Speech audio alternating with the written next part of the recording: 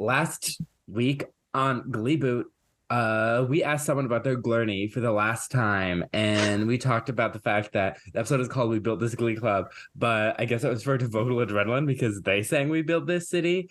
And we got Jonathan Groff returned, was erotic. Rachel decided to go back to Niata, and Sam Chill ended the same way it began, very vague and confusing.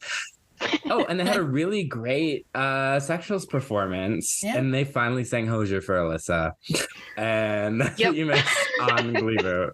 Yeah, Roderick was like, "This one's for Alyssa in the future." I was just listening to that episode as I was stuck in traffic on my way here. I have 5 minutes left. I stuck it out all the way to 2 episodes before the end, and then I heard the Hozier song, and I was like, "Peace, I'm done." I was just like, I'm done with the podcast. I know that we're only doing 3 more episodes, but no. That was the finale. Gleeboot. Yeah. Wow. We watched the last 2, 2009, and Dreams Come True. A reference to the second movie in the Cinderella franchise.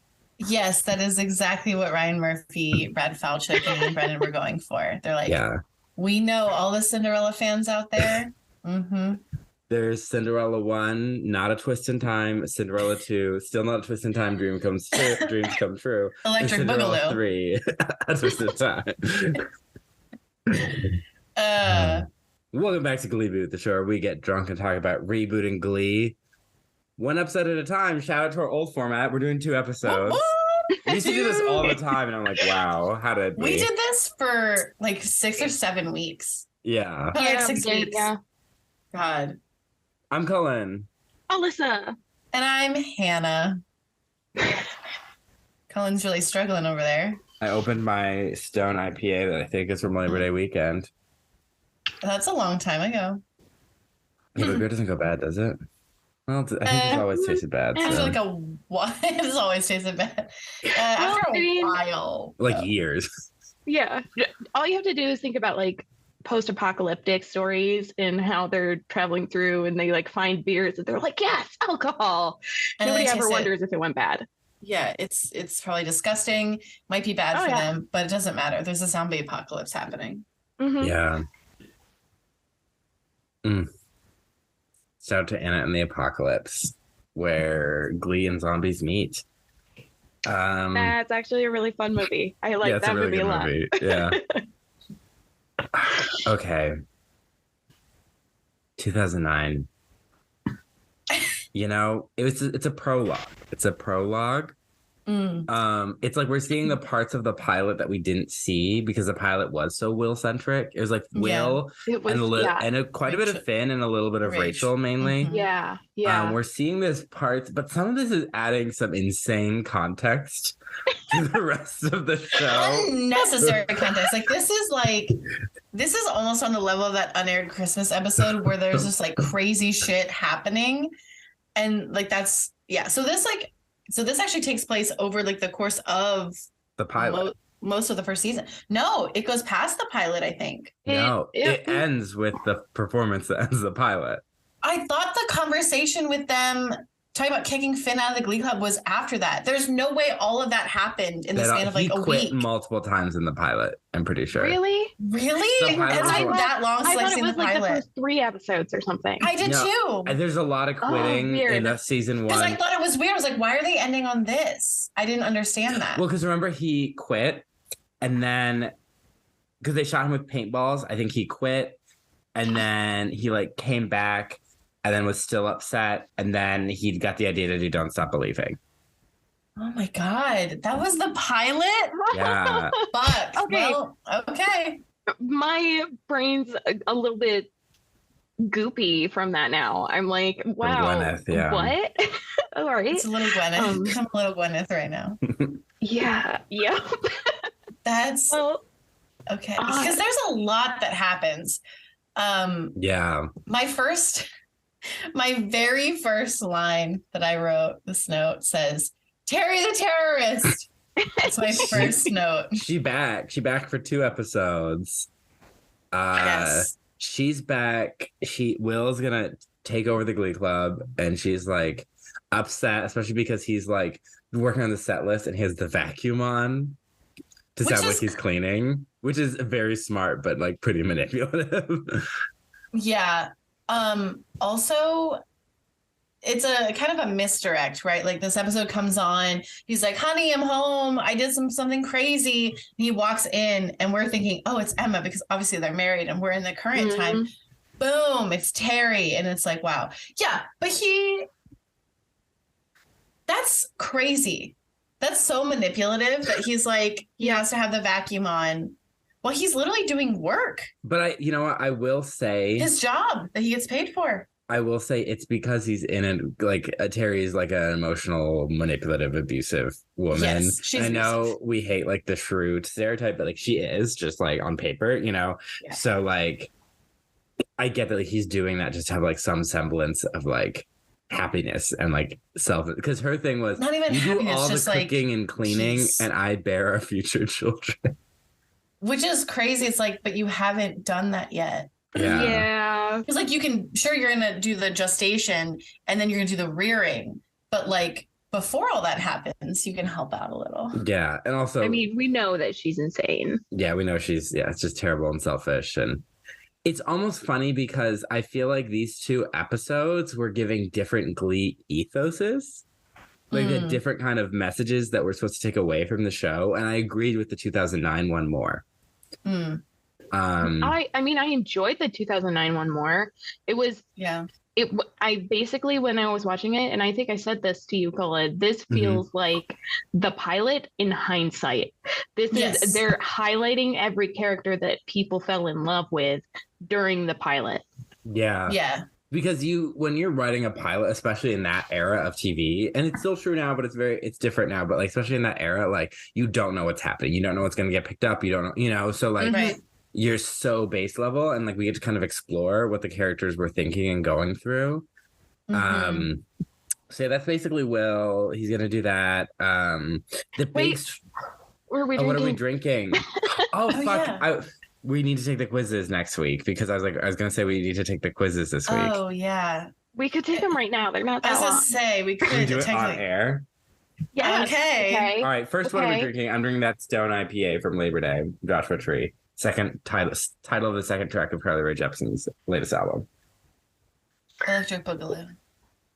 I'm drinking Prosecco mixed with orange mango juice, which is kind of a mimosa, but not really. I'm drinking, I guess it's Sweet Chateau Michelle, or maybe it's Chateau Sweet Michelle. I don't know, but it's a dry Riesling from 2021. Washington State's founding winery. Oh, fancy. It's very, it's also been sitting in my fridge for a while. All right. Open. Have you pulled up the quizzes? No, I have one. I have to go to the Gmail.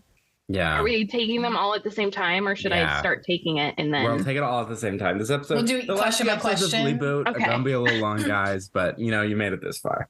Yeah. We already started talking about the episode, and then we're like, wait a second. So maybe we should reorder that, or we could just leave it as is. Because you know what? Unhinged. Wait, what do I have to do? Oh, that's right. I'm going to go into the email we sent to Trisha because that should be here. Yeah. Wait, they're there. So, we already did the boyfriend. Well, we're gonna retake boyfriend. We're gonna see if that's changed. But so we all know, I got Blaine, Alyssa got Sam, Hannah got Artie, and by got. Okay, yeah. No, but then for the characters, by got we do mean that. We have not taken this before. We have not taken. Cullen and I chose. We played when God. We were playing God back in like post grad school, but about grad school. I think we should talk about what quiz we're talking about. This is want to know which Glee character you are, then spend a day as a New Directions member by Johnny Bazile on BuzzFeed. Now all our guests take this one, even my parents. So. Okay, so the first question is the Nude Erections are choosing their sectional set list. Which song do you vote for? The options are, and also this is from 2019, Old Town Road, Thank you next. Bad guy. Juice, senorita, or shallow.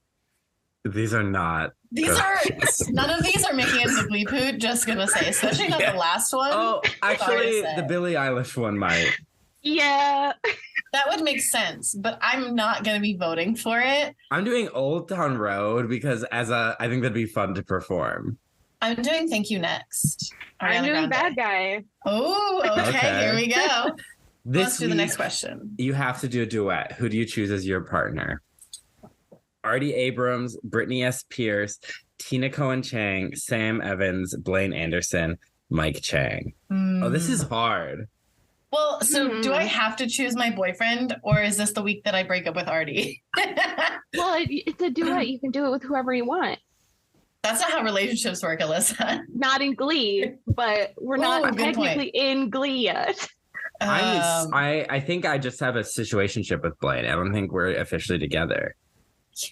Situation. Yeah, that's why I'm going with Sam. So Blaine will be confused by having feelings for both of us. Interesting. I'm going Mike Chang. I need some dance moves.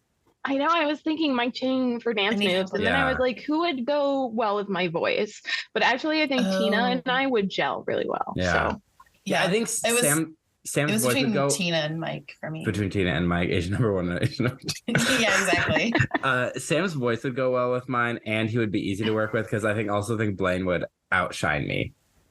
I can't compete with that. Yeah. The New Directions want to pull a prank on Vocal Adrenaline. What's their idea? What's your idea? Fill their lockers with dirt, throw eggs at them, throw slushies in their faces, glitter bomb them, put a bear cub in their quiet room, burn their quiet room piano. Okay. Are we talking like throwing glitter at someone, or are we talking the glitter bombs? Because that's kind of what I'm thinking, and that's what might be what I choose. Filling their lockers with dirt is so lame, but also you're gonna get dirty. That thing. Glitter bomb is the only one that's like actually fun, like something I would actually plan in high school because it's not like a crime. Yeah, all the rest of them are pretty crime based. Yeah, and then I was like, I like fire, so maybe burning pianos. But at the same time, I now have the hindsight that their school burned down, and I'm like, oh no, what's that mean? No, Vocal Adrenaline didn't burn down the school. That's the other one. It's the Warblers. Yeah. But then I would be like, is it? Then they would think that was you. Yeah. Then they would be like, oh. I'm doing glitter bomb because that's the only one that's actually like funny. And like a prank that's not just like, I don't know, like violence and destruction. As long as if you're taking it as like they open a card and glitter falls out. Or like I dump glitter on them. Like, Yeah, like the Carrie style. I'm going with, I'm going to throw slushies in there. No, I don't want to be that big of a bully. I'm going to put a bear cub in their quiet room. But I feel like they could handle it. They're all 45 years old. Yeah. They also have, they have enough money to replace their piano. And True. I like fire, so I'm going to burn the piano. Point. That's a good point. All right, next question.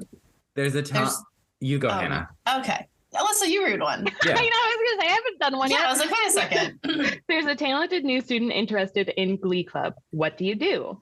Encourage them to join, discourage them from joining, give them the wrong audition address, try to convince Mr. Shu not to accept them, practice singing with them to help them get in. Literally, I couldn't care less. Okay. The practicing with them to help them get in is like a nice idea, but it's also like very Rachel to Jane. Like I'm going to help you sing even though you're probably a very good singer. Like that's offensive. I'm just gonna encourage them to join. Me too, because that's what I would do IRL if I was in this club. I'd be like, you should audition. Yeah, just audition. We let everybody in. I couldn't care less. Yeah, that's very Alyssa. If they want to join, they can join. I also am not going to discourage or encourage them. I don't care. You're like, if we don't have enough bodies to compete, that's fine. All right, next question. Your fellow Glee Club member is pretending her boyfriend is the father of her unborn child when he's not. What do you do? Tell the biological father, tell her to tell the truth, tell her boyfriend, mind my business, tell the other Glee Club members, tell Mr. Shu. Well, I wouldn't do the last one. gonna mind my own fucking business. That is her business. I'm gonna tell her to tell the truth because it is her business, but that's pretty fucking rude. That's pretty awful to do to somebody. So I'd be like, if we were like friends, like we're in the same club, I'd be like, you should just tell the truth. We don't know why she's pretending. We're thinking it's the Quinn situation. We don't know why. So that's why I'm like, you know what? You do you, girl. You make what decision is best for you. Unless if she's asking about this. Yeah, because if she's asking me for advice, then I would be like, I think you should tell the truth.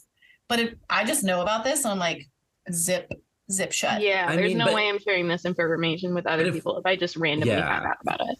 Yeah, but we're also like, if I'm friends with both these people and like I see like the drama, it's like that boyfriend is like upending his life because he's like, oh, like I'm a father now. Like it's like you have some kind of, in my mind, it's like I have some kind of moral duty, but it is still like, that's not my secret to like dish. Yeah. You know, I guess it really depends on who I'm better friends with. If I'm friends with either of them, or if I just want to watch the world burn. What mood am I feeling today? Yeah. Is it a Thursday? Is it a Monday? I would say on probably just a normal day without any extras, I'm going to mind my own business. Yeah. All right. Cullen, next question. You're in a Glee Club meeting and Mr. Shoe starts to rap Hotline Bling. Oh, no. What do you do? Sing the chorus with him. Pretend it's not happening. Tell him to stop. Leave the room. Quit the Glee Club. Start singing another song to make it a mashup. So I'm just clarifying that all these choices, I'm a high schooler. Like, right? Like I'm a character in the show. I'm not like another adult who'd be like, man, shut the fuck up. You know? Like, yeah, I would love to just say I'm going to quit the Glee Club. I'm going to pretend it's not happening. That's what I would just sit there and be like, oh, that's the last question. Yeah. Oh my God, this is so fun. All right, Cullen, you go first. I got Quinn Fabray. You do. I guess Alyssa, the Jesus-y in me really went over. Santana. Oh my gosh, wow. I've been a Quinn this whole time. You're smart, mature, and glamorous. You're someone who's made some pretty big mistakes, but you've learned from them and often lend your guidance to those who need it. You know what? I did have a phase where I dyed my hair a different color. It was in Boston. True. You guys witnessed it. Yeah. I'm a Quinn. You're a Quinn. I was very chaste and Jesus-y in high school. Yeah. You were. I would be part of the abstinence club. All right, Alyssa, what does your say? You're funny, snarky, and stylish. You have no problem speaking your mind or telling people off. You're very blunt when your friends ask for advice, but it comes from a place of love. That's Alyssa. This is literally you. Wow. I mean, I'm happy with my choice. I'm just glad I got Artie, and then Artie was also my boyfriend. Yeah, or like you're Rachel, or you know. Yeah. Okay, now we need to find out our boyfriend. We got to see if we have to redo this. Changed us, yeah. Okay, so this is a community post one. Everyone has a boyfriend from Glee. Here's yours. First question: how would you describe your style? Preppy, sporty, trendy, comfy, streetwear, casual, posh, baby, sporty. I'm just gonna go through all the Spice Girls. Yeah. So preppy, sporty, trendy, comfy, streetwear, casual. I'm comfy. You're comfy. What is streetwear? Can someone define this for me? It's. I don't know. I actually don't know. Because what do they mean by streetwear? Yeah, I'm like, is streetwear and casual not the same thing? I don't know. Listeners out there, if you can school me on this, please. Is streetwear like... Oh, there's a couple of different things happening. It kind of looks like, here, can I share my screen? Let's see. No, I can't. Cullen, if you Google... okay. Yeah, just Google it. All participants, you can share screen now, I think. Yeah, it's like... Okay. Here we go. So there's like a couple things happening. Can you see it? Mm-hmm. Yeah. So like there's like this, which I'm like, that's a different kind of streetwear than I was thinking of. But yeah, it's sort of like, I don't know, I guess like a hip hop style. Yeah. Yeah. That's the only word I can think of that doesn't... What's that Channing Tatum dance movie? Oh, yes. Not 21 Jump Street, but yeah, you're in, and not Magic Mike, but the other one, yes. Yeah. Oh my God, you know they did another Magic Mike with Salma Hayek. But really? Yeah, it looks very strange. Anyway, but yeah, so I guess this is sort of like but is there anyone in Glee Club who has this kind of style? I don't think so. I mean, this is kind of what they wore when they did the New York song. Okay. Anyway, I'm gonna stop my share. But apparently that's streetwear. But yeah, I went with comfy. I mean, it's comfy or casual. Would you say I'm more preppy or sporty? Preppy. Because I do love athleisure. Yeah. Okay, I'm going with preppy. Yeah, so I like athleisure too, but I consider that comfy because I do it with like a flannel. Yeah. I'm literally wearing yoga pants and a flannel right now. I'm gonna go with casual. That sounds right. All right. What is the next question? Oh, this one is only for the straights or the gay men. What are you looking for in a guy? For in a partner. We're getting a boyfriend specifically in this quiz. True. I mean, that's true. But... That's true. Okay.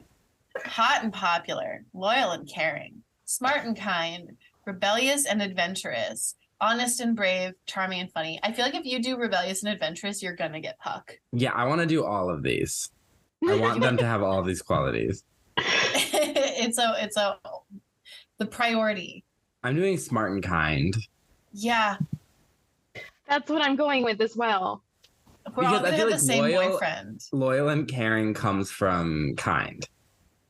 You know, like kind is the source of a lot of positive. And funny might not always be positive. Yes. They could be loyal and caring also you can be kind to more than just your partner, whereas then loyal and caring can be very only partner dedicated and can have some negative backfire. You could get like a writer. I don't think he's on this quiz, but you know, like he was pretty devoted to Marley, but in a yikes kind of we're making an Instagram about our first date kind of way. Yeah, exactly. All right, next. What type of song would you two sing at Glee Club practice? Soul, blues, top 40 hits, country, rock, Broadway. Oh boy. Blues. Yeah, I was like, that's Alyssa's answer. You're probably top 40. Yeah, because I'm like, a lot of like Broadway duets are straight, so. I'm gonna go with soul because I really like using my voice that way with like Aretha and stuff like that. All right. Another person makes a move on your man. How would you react? Start a fight with them, battle them in a sing-off, do nothing, stay calm and go talk to them about it, tell your boyfriend to stay away from them, sing about it. I would sing about it. You would hold it in and sing about it. Yep. Yeah. It would be like, it wouldn't be like when Blaine was like, this is for anyone who's been cheated on. It would be more of like, I'm alone in the auditorium singing. So when they say stay calm and go talk to them about it, do you mean you're talking to that other person? I don't know. I think so. I think so. That's how I took it. The other one is you tell your boyfriend to stay away from them. So I guess those are. I think I love the idea of the sing-off. Yeah, because again, I'm taking this, I'm a Glee character. I exist in this universe. I don't think I have any of the same answers. And if I do, I will be so shocked if I get Artie again. I'm going to stay calm and go talk to them about it. Yeah, that sounds right. All right, next question. Do you want to be popular? I like my social status. I don't care. No. Sure, I want to be more popular. Yes, I want to be the next Queen Bee. Why not? I go with no. I don't care. Well, I guess I should say I don't care, not no. I don't care. How popular are we talking? We're in high school, right? Yeah. So how popular? You're in high school in this universe. Like how popular? Okay. I think I'm like maybe universally like liked or just like I don't know her. I'm going with sure. I want to be more popular because that's just me. We know that. I don't care. Like I'm not gonna do like a crazy Glee scheme though to be more popular, but it's like I would always try and be popular by like making friends. Right. Like I'm gonna read the next one. Okay. What is your favorite color? Blue, green, yellow, red, purple, black. My favorite color isn't on here. My favorite color is green and has always been green and will always be green. I'm going with red. I guess I'm going with purple because like that's like the closest. Orange and purple are my least favorite colors. I'm not like closest in terms of like the color wheel. Yeah. Like closest as in like I have like it's like orange and then probably like a purple or like a teal, but I would say I like purple more. What song would you secretly dance to in your room? Jesse's Girl by Rick Springfield. Stop in the Name of Love / Free Your Mind by the Supremes and Vogue. Teenage Dream by Katy Perry. Annabelle by Neon Trees. Done it. Red Solo Cup by Toby Keith. No, absolutely not. Hall of Fame by The Script. No. We all know it's Teenage Dream for me. Yeah, but secretly and also openly. Yeah. I'm gonna go with Jesse's Girl. Love Jesse's Girl. I love that song. Yeah. Yeah. I also love. I would like air guitar. I'm going with that one.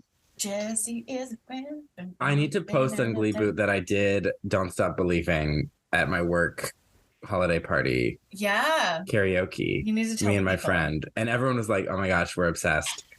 It was a great performance. And you know who said it was a great performance? Hector from Crazy Ex-Girlfriend, because he was there.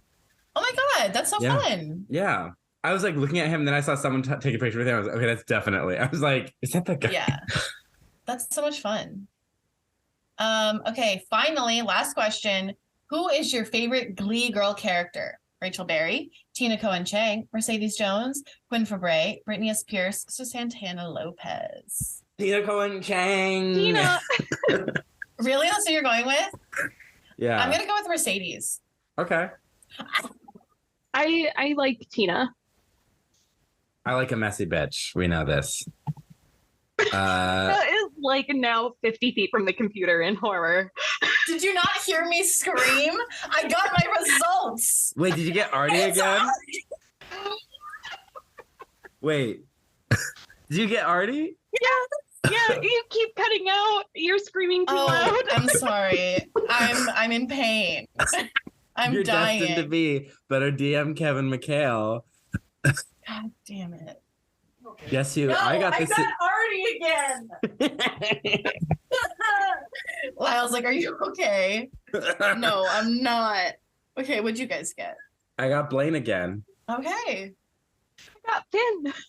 Oh, okay. Okay. I mean, I'd go Sam. I had Sam. So you had the lesser version of Sam. In the same occupation of my, like the same area of my mind. So I'm like, they're okay. Like the chocolate and vanilla of the same candy, you know? Yeah. Yeah. Pretty much. This is, you know what? Here's what I believe. I believe that eventually Artie will become a good person. Whatever you need to tell yourself. And it's because of me. Because I was his girlfriend in high school. I made him a better... No. Not that I can change him. It's that I would be such a good girlfriend. I would be such an amazing person. And he would realize when he drafts a text to me thinking that Gwyneth Paltrow is going to ask him out. A grown woman is going to ask him out. Drafts a text to me, sends it, breaks up with me, whatever. Then he realizes, wow, I was an asshole. You're gonna so he will be a better person. So all those women who have him after me, you're welcome. You're gonna go to his house and read him to filth in front of his mom, and he'll be so ashamed. He'll be like, I should probably stop being sexist. Yeah. Yeah. Yeah, I got Blaine because Duh. Yeah, of course. It's because you did Teenage Dream. It's because I did Teenage Dream. I'm Dream. wondering what questions like give you that answer. Is Puck even an option? Well, if there's 6 options, I'm guessing it's Finn, Sam, Blaine, Kurt, Artie, and Puck. I think I know what question changed my result. Wait, people have gotten Mike Chang. I think anyone's gotten Puck. Okay, that's good then. That's fine. Yeah. That's fine. I think last time I picked Charming and Funny. And that's probably Sam. Yeah. Mm-hmm. Which one did you pick this time? Smart and Kind. But we all picked that one, right? Yeah. Finn's not much smarter. So, he's not smart, but he is definitely in the kind category. Sam is not smart either.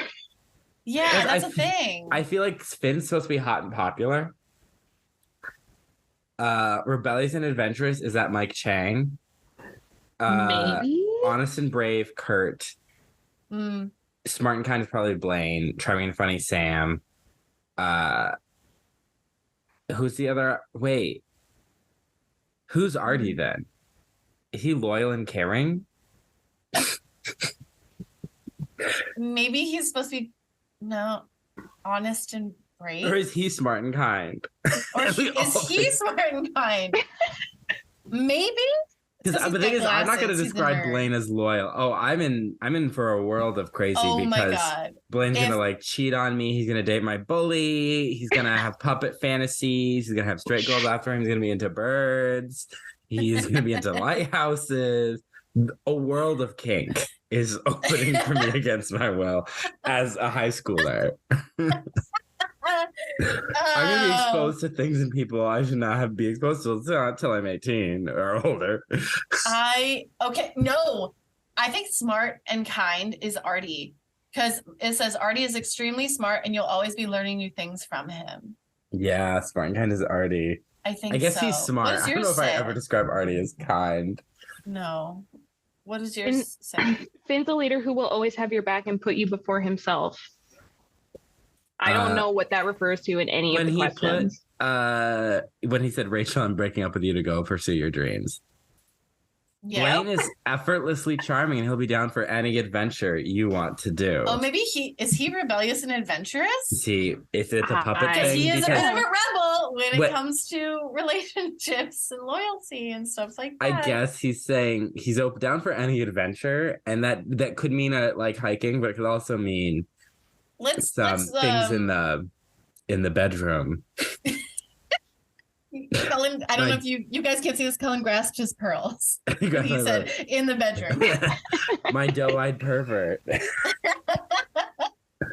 Okay, well, that was great. That was so much fun. It's just a quiz. I'm not upset. Back to 2009. That was a really fun detour, though. Yeah. So yeah, he's starting the Glee Club, but the first part of the episode is mainly devoted to Kurt. Mm-hmm. And it's harrowing. Yeah, it is. It makes you realize just how far Kurt has come. Yeah. And how far Bert how much we didn't know. Like, is this what they wanted Kurt to be at the beginning of the season? Is this what the writers wanted and then had to like change? Well, I don't think some sort of thing. They thought that deeply because he wasn't a main character. Yeah. He was in the pilot. I've read the pilot script. He wasn't in it. Yeah, they created this character. Different Indian character. They created not a different. There's That's never been true. any. Yeah, the character was originally created specifically for him. Yeah, so it was a guy named Rajiv who was going to date Mercedes. Oh, okay. At least what I got from the pilot script I read. Yeah, I think that maybe what they did was they went back and they're like, okay, well, where would Kurt have been? And it's like, we see him getting bullied in an audition for the Glee Club. And then, so it's like super isolated, probably doesn't really have a lot of friends. His dad says you've never had a friend over. You've never had a friend. You're always just alone in this basement. Yeah, it was very... I believe it. Like, mm-hmm. I think that makes sense for like where his character could have started for sure. In 2009 in Lima, Ohio. Yeah. Mm-hmm. And closeted because, and we kind of get later on, we'll talk about it, but like he wants to be honest with his dad, but it's just like he just can't right now. Yeah. So, there's a couple of narrations of him like imagining coming out to his dad, which was like very painful in the moment, but you're happy like because you already saw it happen. So and it's like this isn't the right time. We know that it will be a better time to do that. Yeah. And it's a good because you could debate, but I think honestly, if Glee Club did right by anyone, it's probably Kurt. It gave Kurt overall. Because you could say like, did Glee Club do right by Mercedes or Marley or Tina? Probably not, but Kurt, yeah. Glee hates girls. Yeah.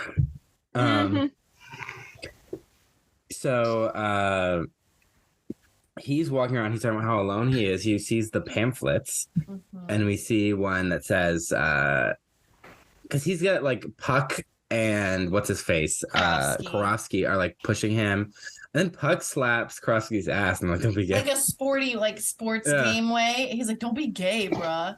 And it's like, okay, wow. And then they're looking at Kurt's looking at the pamphlets, and he sees one, should I end it all, like pros and cons. And that's an insane pamphlet to have. It is very Emma, but also she should not be working in a school. If those are the kind of you know what? I'm going to argue that is a great. I think that's a great headline. You think someone's so? been in that mental space, because it when you're in that space and if someone puts something, don't do it, you're going to be like, well, fuck, you don't know anything. But if someone's like, yeah, we're going to do it fair, pros and cons. And you see, it'll be over. And then they go into the fact that like your family will have trauma long after everyone who's known you is dead. Yeah, trigger warning. Trigger warning. I'm talking about things I did in therapy, like, like your family will have all this trauma, like all your family members, their chance of this will increase by like so much percentage, like going, like you start, be like, okay, we get how you're feeling, but this is what's going to happen. That's true. I think that's better than just the generic, like, good vibes. Like it gets better, like, because that doesn't work when you're in it. You need to realize just how it is an act of violence, and I'm just saying this because that helped me, so yes, Emma is like, oh, like, hi, have we met? And he's like, oh, I'm a sophomore. She's like, oh, that's embarrassing. And she's a little kind of like, oh, and I take vacation, but feelings are 24/7, but I'm not. But like, you can tell she's a little awkward, but she does notice that he touched that pamphlet. Yeah. And I think she probably should have talked to Kurt first. Yeah. Well, I mean, this is, I think, one of the only times and the last time that we ever see Emma interacting with a student in like an actual counselor capacity, doing her job, and that's not like relationship counseling. Like it was almost like refreshing, because we see her and she's not very good at her job, and we see her here. She still hasn't hasn't figured herself out, like, but she's trying, and it shows, and it's nice to see. Yeah. Because she's meeting with Bert, and she's like, I think there's something, and Bert is thinking like, yeah, he's gay, but like, we're not ready for that conversation yet. He's a little young. Yeah, she doesn't even mention like, so this was a pamphlet he was looking at. No, she does. She's like, she? Yeah, she's like, he was looking at this. Oh, and like, I think he's depressed, and because Bert's like, oh, whatever, and she's like, no, he was looking at this, Oh, I completely missed that. Yeah. Did you watch the extended edition of this? The extended edition. I don't remember that. And so I think that's again, she probably should have talked to Kurt first, but I think that was smart of her, and to do something, because also I think she, as a public school employee, I think she's a mandated reporter for stuff like that. Yeah. But it's like his parents should know, because he has someone who's supposed to look out for him, and like even though he's covered in grime that stresses her out, it's important enough that she focuses. Because that is scary, and that could have so easily been Kurt's story, to be honest. Yeah. We saw it happen with Karofsky, and so again, I think Glee Club really did a lot for him, and like having friends, and because his dad comes downstairs and it's like basically doesn't approach it the best way, but he's like, you don't have any friends. Like, that's why I joined the football team. And Kurt's like, no, I'm going to join the football team. It's like, I want you to join a team by the end of the week, or I'm taking away the sewing machine. Which, this is like 100% like Kurt definitely should have kept his internship at Vogue. Like, he has a sewing machine. He does all of these clothes.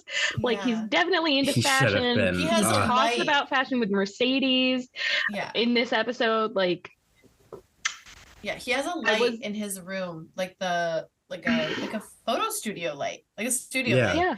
And then he clearly photographs his clothes. So it's like, I don't know why they wanted to just stick with singing so badly. Well, especially because, at the end of the day, spoilers for later in this very episode, it's very vague what Kurt and Blaine are doing in the future.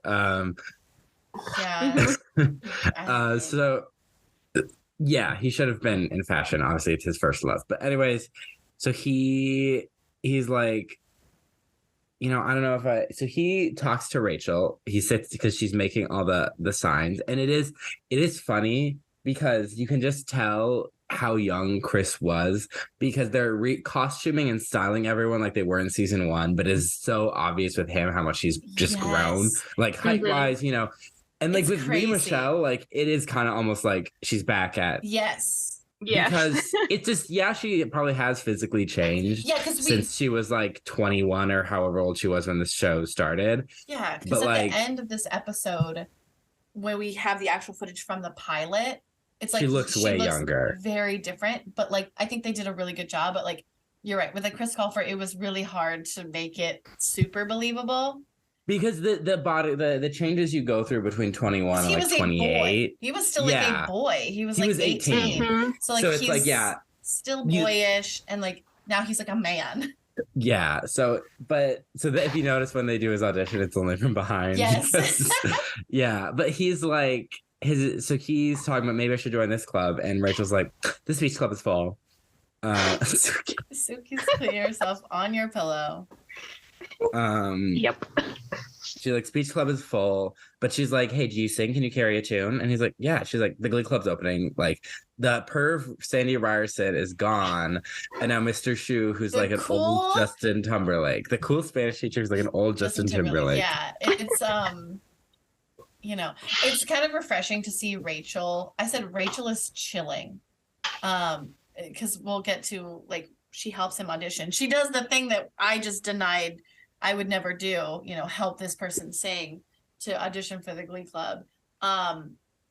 She's so, how do I even put it? Like she's her old self. Like it's actually kind of incredible that she kind of reverts to that. Yeah. I was actually impressed with the switch from, Rachel that she's been doing for a while. And I guess there has been quite a bit of growth in terms of, social cues. It does make you realize that, okay, Rachel has grown a little. Yeah. Mm-hmm. A little bit.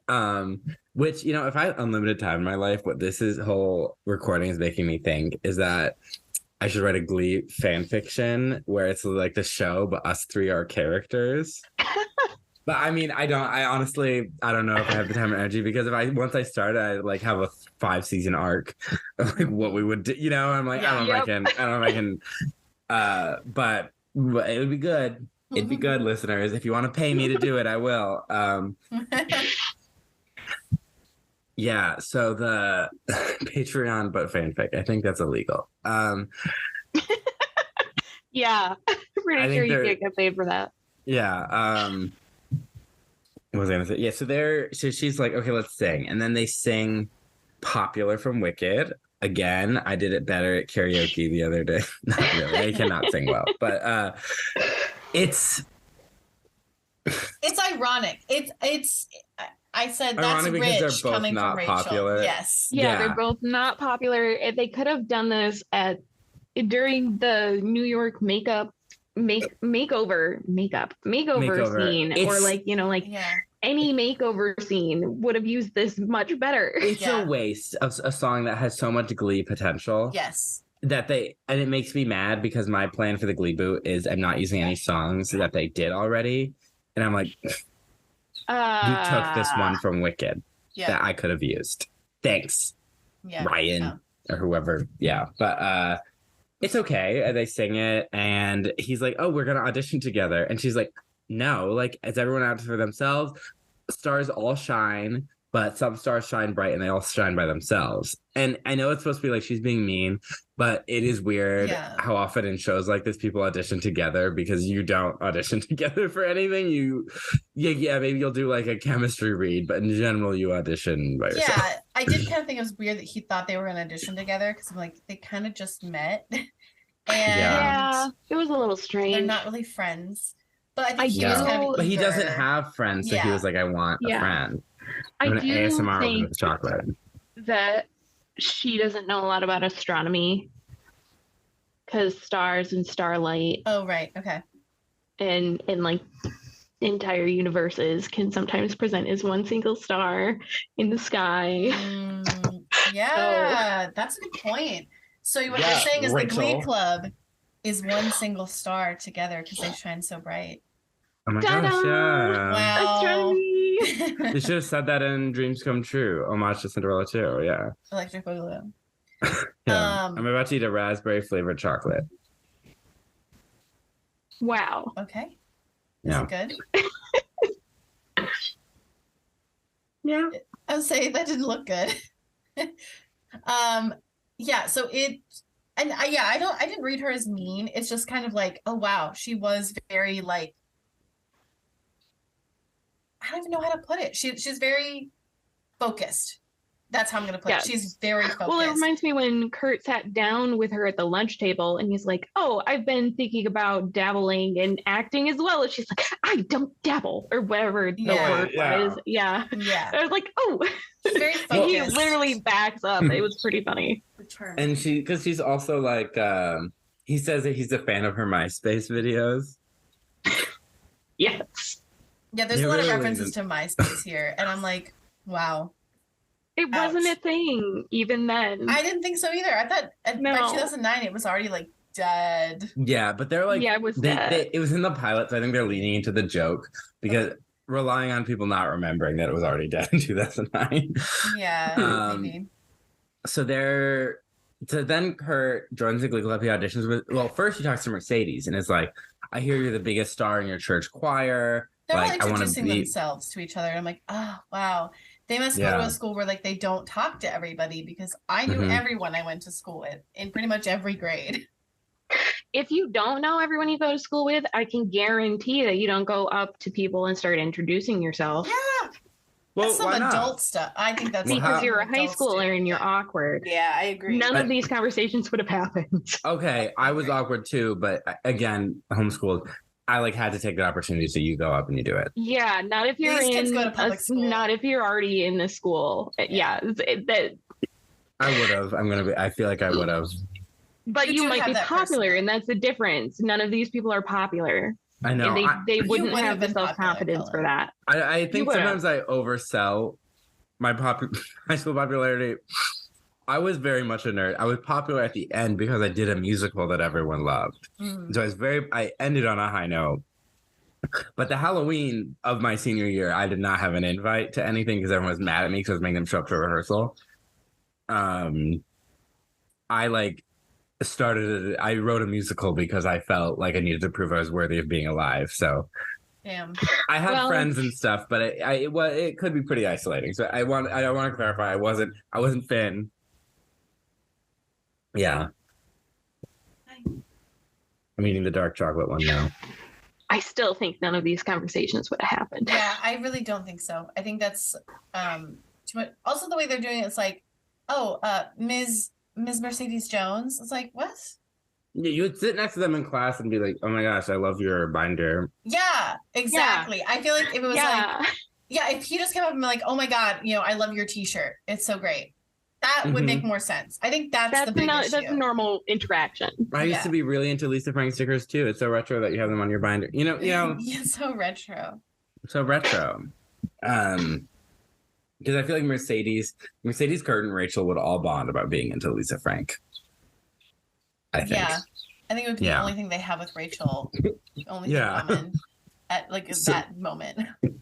Yeah, so Mercedes is like, you have a great fashion, but you skulk around. I'm like, called out as a lurker. Yeah. And she's like, you need to own it. You need to be confident. And so he's saying, she's like, but she gives him Mr. Cellophane to sing, I think. She's like, I have the perfect song for you to sing in your audition. Yeah. I don't believe that she would give him that song. No. I believe that he would know Chicago and would have that song picked out already. Yeah. And the birds agree, but I gotta close that window. Yeah. Those birds are like, Kurt would have picked Mr. Cellophane on his own. Because I feel like, not that like Mercedes wouldn't know Chicago, but I feel like she reads him so quickly, like what he's going through. Well, no, she's like, I love your sense of fashion. And then in this first time interaction, he's like, yeah, but what does he say? He's like, I let the clothes speak for themselves so I don't have to talk to people. And then she's like, oh, I know the perfect song for you. She reads him so quickly. I just feel like, I don't know. No, he wouldn't say that. No one would say it. Anyone who wants their fashion to speak for themselves would not admit this in a first-time conversation with someone that they don't know. This is trauma dumping. Yes. It's a Glee tradition. It really is. But yeah, so like I want to believe like, sure, this is how they met, but I feel like they could have done better to make it a little bit more organic. I don't know. But it was like the last episode, pilot. And they're like, listen, that's true. It's not the actual pilot. Yeah. The last episode, like, listen, we already have 135 episodes ahead of us. It's fine. Just fucking write something. So he's in Mr. Cellophane. Will writes gay. And I was like, really?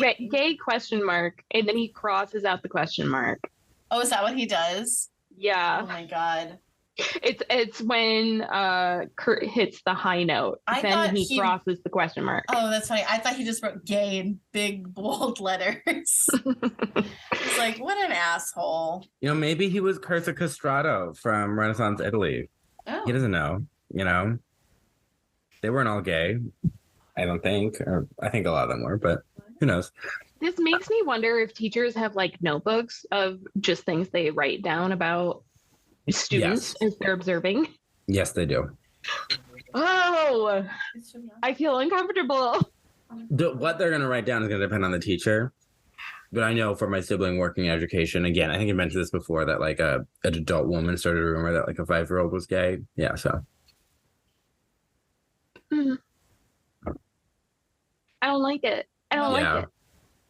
My sibling was very upset when that happened. Yeah. Like this happened like at the school district? Yeah, it was like school aftercare. Yeah. And then like the kid's dad then was like, you can't do this anymore. You have to go play sports. And the kid was like crying. It was this whole thing. Oh my God. It was like this 5-year-old could like glitter, could not, like, I don't think he really knows, you know, where he wants to put his penis. You know, I know it's more than that, but he's a 5-year-old. Like they might like glitter, and then the next day they like dinosaurs, and the next day they're into vampires. You know, like kids are. Yeah, it's our country. Yeah, is so if you're a teacher, please don't do that. And if you do, let me know, and I will email your boss to let them know that you did that. Make up a rumor about a 5-year-old being gay. Yeah, it's like, hi, did you know you employ a total fucking loser? A loser, yeah, loser like me. Glee. Yeah, not like me, like a worse one. Loser like Shoe? Yeah. Loser like Shoe. Yeah. Anyway. So then Kurt runs into the body shop and is all like, Dad, like I joined a team. And he's like, he skips into the body shop. Well, it's because he's gay. Okay, I like to skip as a kid, please. Yeah, exactly. As a teenager, I'm a gay, as a teenager, I guess it is a little like. It is a lot. But I mean, I would, if I got excited. Yeah, if you were excited about something, yeah. I would I wouldn't even think of it. I wasn't like, I'm going to skip to project my sexuality. I would just like be excited, you know? That's how you show when you're gay, is you skip or you. I would say maintaining hetero masculinity, I think even for straight people, is an exhaustive task that they put on themselves every day. Absolutely. Yeah. Just walk how you feel like walking. Yeah. You know, if Gene Kelly can fucking skip and Singing in the Rain and be like kind of a sexist asshole to Debbie Reynolds. And he was considered like a man's type man, even though he danced. You can, it's like he was considered skip, very. But don't be a sexist asshole to Debbie Reynolds. I personally don't like skipping, but I like bouncing, so I do that. Okay. Yeah. Personally don't like skipping. All right, noted. I'll put that in my next Glee boyfriend quiz that I'm gonna make. Oh, what if we made one? Honestly, we should. We should. We're scholars we should make at this point. Yeah, we make it so Hannah always gets already. Then everyone gets Artie. Everyone gets. Which season of Artie is your boyfriend? That would be fun to make a BuzzFeed quiz. Yeah. I think you can honestly just like sign up and do it, and then like if it gets enough likes and stuff, then you can keep doing it. I don't know. Yeah, I think as long as it's not like blatantly offensive, it'll. Yeah, they don't really care. Mm-hmm. Yeah. All right. So Kurt's dad is like, I want you to join like a team. So like you bond over pursuing a shared goal. And it is funny because I like that it's like they're not really saying that Bert's super homophobic as he is. He knows how things were for him and he wants that to be the same way for his son. And so he's not like, you need to play sports to be a man. He's saying, well, like we bonded over a shared goal and I want that for you. You know, so you see how like they haven't been jiving for a long time, but you see it doesn't seem like Bert did a 180. Like you see what Bert's trying to do. It's just not connecting. Yeah. And honestly, I feel like that's super consistent with his character then. Like, I don't believe that he would be like, well, you're not being very mannish. He would be like, very like, well, you know, competition helps build discipline and, you know, sportsmanship or whatever. And he's like, well, we have that too. Like, we're going to, you know, we compete against other schools. Yeah. So it's like, it's just a team. With choreography and Beyonce. He's like, is she a girl on the team? He like looks excited. He's like, is that a girl on the team? It's like, no. You'll let me Beyonce in a couple episodes. Don't worry. That is such a parent thing. Like, you know how that like the meme of like your best friend for years, your parents will not know their name. But also the other thing is that like Beyonce, he literally says like she's the most popular like a pop star in the world. And she was. Yeah. And so like it did kind of make me think that like how could Bert not know? But I guess like he probably just listens to Mellencamp. If you asked my dad in 2009 who Beyonce was, he wouldn't have known. Really? I don't think so. I don't think mine would either. Oh, I think he would know. I think he would know now because she's like become such a thing. Even more of a thing, yeah. Because like, in 2009, even just she was like sort of meme, she was like on a cultural her up, like yeah, her big up. Because like she kind of like really like hit it off. Probably like when we were in college. Because I think it was actually probably 2011, 2012, maybe 2013. I mean, when she dropped that secret album. Overnight, and everyone was like, "Oh my god!" And it was a really good album. Just gonna say that. Because I think my parents can name a few of my friends, you two included in that. I mean, I met you, but we probably talk about this a lot. Yeah, I mean, it's because I live with Alyssa. So. Yeah, I know. I was like, listeners don't know me by now. You see me every single week, you know. Yeah, it's like if they've been to my house, I think more than once, they get. So my parents are still pretty good, but every once in a while it's like Alex, which is fair because I know a lot of Alexes. Oh, interesting. Yeah. I think I only know one.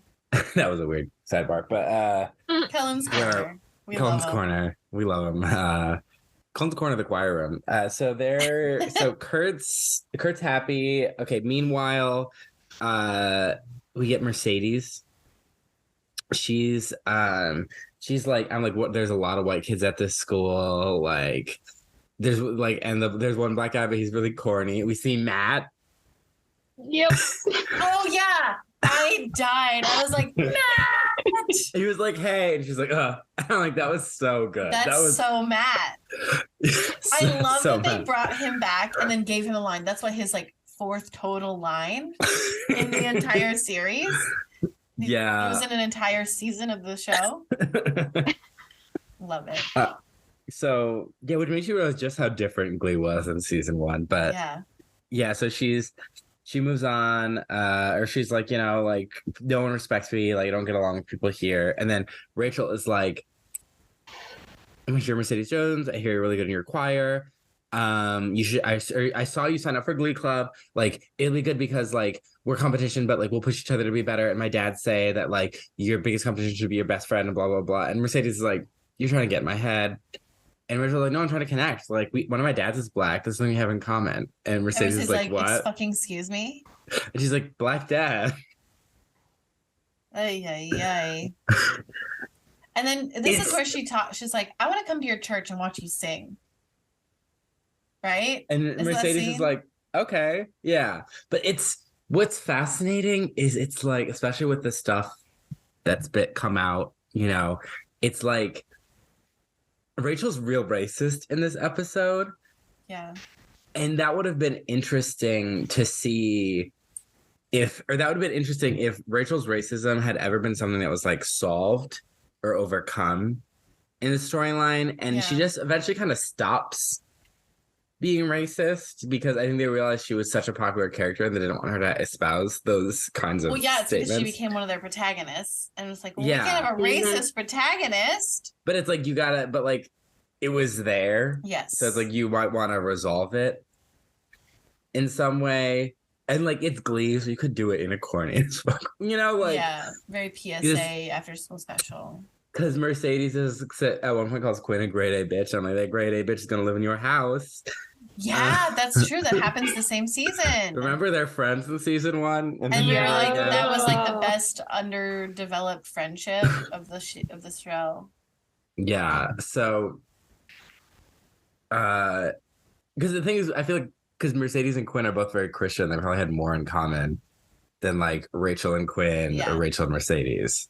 Exactly. Again, Rachel and Mercedes, they're really the only thing in common is Lisa Frank. So she goes to Mercedes' church, which is different than the one we see in Grilled Cheeses. Also, there's like nobody there. I was confused. I was like, is this a rehearsal? Or like, is this Sunday? I was like, if this is Sunday, this is 7 a.m. on Sunday, and they just like they're trickling in, and they're just gonna sit there I till didn't 9. think that it was Sunday at all. He says you go to one of those singing black churches, right? And Mercedes is kind of like, bananas. Yeah, and so Mercedes sings. Sorry about Jesus. I don't know if I know that one. Well, yeah, because Kurt says, "Yeah, you busted a stained glass window with your voice, singing the high note, going Jesus," which I laughed really hard when he said that. Yeah, something about Jesus sounds amazing, and that's when I was like, she is obviously the best vocalist in this club ever. Yeah. Sorry, She's Rachel. So good. Yeah. Well, the thing is, I think if the Glee Club had been so blatantly unfair so many times, I think we would have. Because it's like Leah Michele does have a great voice. Yes, you know, she can sing really well. But it's like it's so unfair how it's always like she's the star, even though like Amber Riley is equally, if not more, talented. You know, and if the show had treated that like a little more, if like Rachel hadn't always been right whenever Amber or when Mercedes spoke up, they gave a reason for why they did. They gave a reason, and which is crazy. Ripped my own head off. I sewed it back on. Her decapitated head, like the head of Mimir in Norse mythology. Yes. To be or not to be with my own skull. Oh my god! I can't wait to talk about that. Which is, it's very interesting. It's like, it would have been a great bit, like a great joke, if that was a pattern that only happened, like if that wasn't a pattern, that was something that happened in the pilot. Yes. But if this is what Will does for like 3 seasons of Glee, that's a little like, you're really living off Terry's advice for 3 years. Yes. So, I mean. Or does it switch at some point? I don't know, actually. I can't wait to talk about that because this is such a fascinating storyline. That is sort of a retcon that I do believe that he purposely, not necessarily because Rachel was pathetic all the time. I think maybe because it started that way, but it's just that he needed peace, and Rachel getting solos gave him peace because other people weren't going to be as awful to him as she would be. Yeah. Also, Allyssa, is Venmo just giving you a notification now, or did you request money for dinner? No, I just did it right now because I was staring at your face. I was like, I have to do this before I forget. I should give him money. No, I request money. I should ask him for money. All right. Sorry. It's okay. I was just like, Allyssa. I'm talking to Allyssa. Where were we? Okay, so imagine talking face to face to someone, and then it was like they go on their phone real quick, and then you get a notification like Allyssa Swearingen is requesting $70 from you, and you're like, you could have just asked me right here. This makes sense. We're on the recording, but in person, it's so much funnier. Oh my god, I love that. So what it is funny about the church being empty is that Rachel sits right next to two people. And it was like, I thought these were gonna be like Mercedes' grandparents or something. This is how you know that Rachel is not like no social Christian awareness. Or Catholic. Oh yeah, that too. Because I feel like nobody does.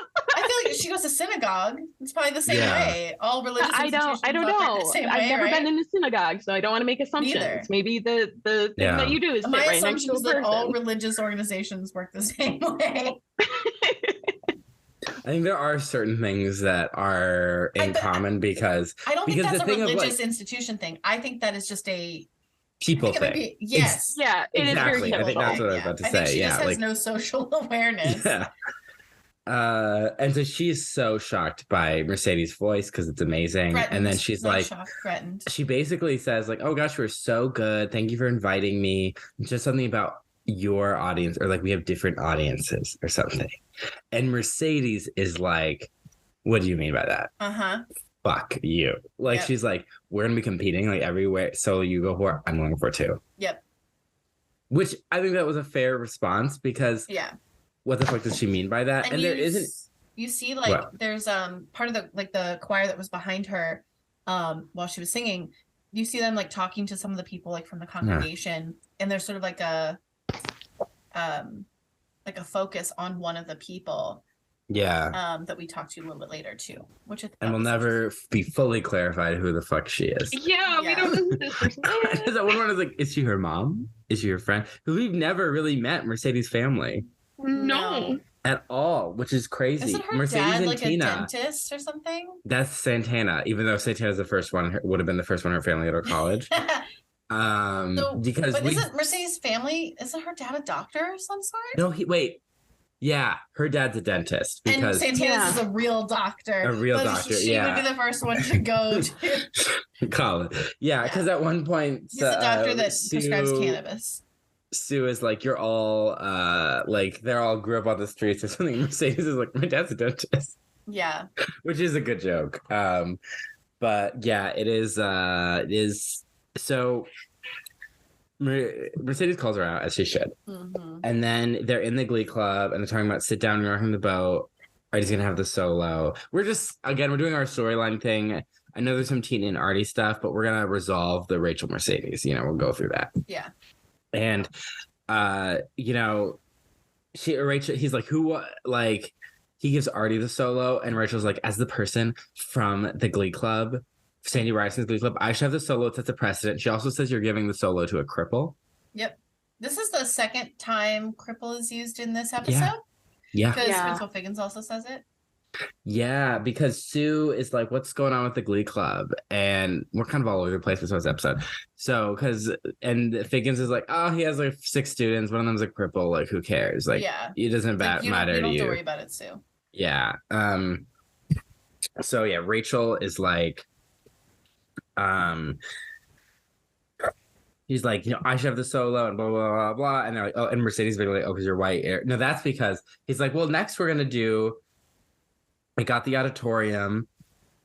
We're going to do Grease. Who wants to have the Sandy solo? First mistake, which she admits. And everyone raises their hand. And Rachel's like, I should have the solo. And Mercedes is like, why? Because you're white? And she's like, yeah, well, because, I shouldn't be playing Miss Saigon or Black Dorothy from The Wiz. And Mercedes is basically like, the fuck? And like, Will Never is like, hey, that's really racist. Yeah, this is where this starts. No. He's just like, he has no backbone, and you need to have a backbone with these children who are like, well, this specific child, actually. Because I feel like Mercedes would have been fine if she was not instigated by racism. By racism. Like, she's defending herself. Yeah. Because, and also there's nothing inherently white about Sandy that isn't really. No. And because the thing is, there's interesting conversation to have about, like, the songs that, we kind of, as a society, and Glee very much went by these rules that are like, these are Black women songs, and these are white women songs, and how that really, and sometimes the white women songs are often, more popular and more well-known, so it's like, because they're like more mainstream, air quote, it's, there's an interesting conversation in how that lent to the development of those two characters, the storylines they were given, but Glee never did that. So we just get Rachel being racist, and then Will is working on stuff, and Terry says, well, you give the solo to whoever is the least pathetic, or the most pathetic. Most pathetic. You feel the worst for. Which there's a way you could argue maybe they really need that solo. Right. Whoever needs it most at that time. Yeah.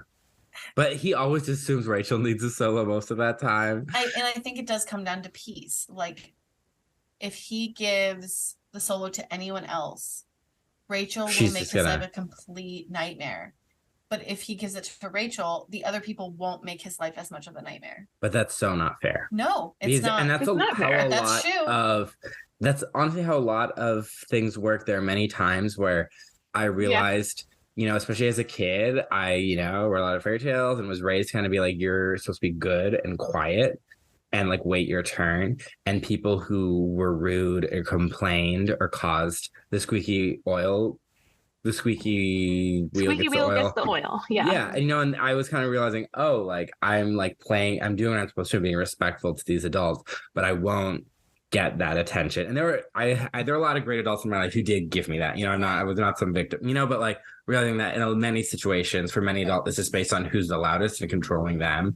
And that child, being loud and being demanding can often take away from the experience of the other students in the class or the group because they don't get that attention. Yeah. So people often talk about like teachers' pets kind of hogging attention, but sometimes you forget that sometimes the troublemakers are also hogging attention because maybe they need it, maybe they're not getting another aspect of their life, but it's not necessarily fair to every student. And I think people always want to come down hard on one or the other, and you need a balance. And that's why I don't work with kids, because it's fucking hard. Yeah, exactly. Yeah, there's so much nuance to just being any sort of caretaker for other people's children, and also caretakers for your own children. Yeah, because that same dynamic can happen with siblings. Absolutely. I mean, I wouldn't know. I'm an only child. I'm just assuming. Yeah, you wrote. I'm assuming the squeaky wheel always gets the oil. That adage came from somewhere, and I feel like siblings it probably applies to too. Mm-hmm. Yeah. In the Bible, Joseph and his brothers. Oh yeah, there you go. My brother was much more squeaky than I was. It was only after my parents found a comic that he wrote in like first grade, I think, detailing how he would pretend to get hit by me and then get me in trouble. I'm sorry. He's reported through writing a comic about it. The hubris. For class. That's so fucking funny. I love this. Gosh. We need to have your brother on this podcast right now. Call him. We need to talk about it. This episode is going to be 5 hours. And 2 of it will just be it will be like family therapy. Oh my gosh. That's so funny. Oh, that would be so mad. I always got mad because if my brother was like being mean to us, my mom was like, well, you retaliated. And that's how people get the penalty in hockey. So like, I'm like, okay. You know what? The hockey's not real life. Hockey isn't just. Puck isn't life. Ball is life. Ball is life. Yeah, I was not a perfect child. I would like to clarify. I was a really good kid. It's probably because I didn't have siblings to compete with. So yeah, I was a perfect child. I definitely. I believe that. I believe that. I felt so close to Kurt in this episode when his dad was like, "I'm going to take your sewing machine away." My parents took my books away. Oh no. That was my punishment. Yeah. I mean, there was a point where like I was mouthy. We're getting into our childhoods. I'm shocked by that. I was mouthy, and surprise. I never like to clean my room. I can take you on a tour of my apartment if you'd like to see it. It's still dirty. I never like to clean my room. Yeah. But yeah, that was like those are the only 2 things I really got in trouble for, because otherwise I was a really good kid. I was pretty well behaved in public, and same. Yeah, I didn't get in trouble a lot. But sometimes I find that when you don't get in trouble a lot, the standards are higher. So peanut butter show circle. Peanut butter show circle every week. Peanut butter show circle, a show about therapy. We therapize ourselves. Any therapists. We therapize ourselves through the Glee characters. Yeah. Okay, where are we? I mean, there's some of that's going to come up that's relevant. That's the very end of 2009. So, I mean, I think we're just going to spend more time talking about 2009 because not as much happens in Dreams Come True. It's kind of just like, here's what happens with this person. Okay, we flash forward. Great. Next person. Yeah. Yeah. So watch us spend 3 more hours on that one.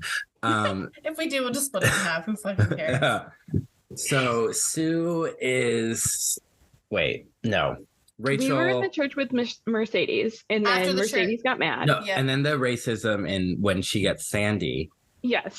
Because she gets Sandy and she's like smug, and then Mercedes is in the church crying. We finally get a reaction shot from Mercedes. Yeah. This is the first time this has ever happened. Yeah, we see she's not like complaining to like Kurt or anything. It's like she's crying. Like she's just so upset. She got the solo and she's crying because of like institutional racism. Yes. Yeah. And like realizing that that's gonna follow her in this club, and it fucking does. Yep. Mm-hmm. You know? And it's just so annoying because it's like, oh, Rachel really needs this.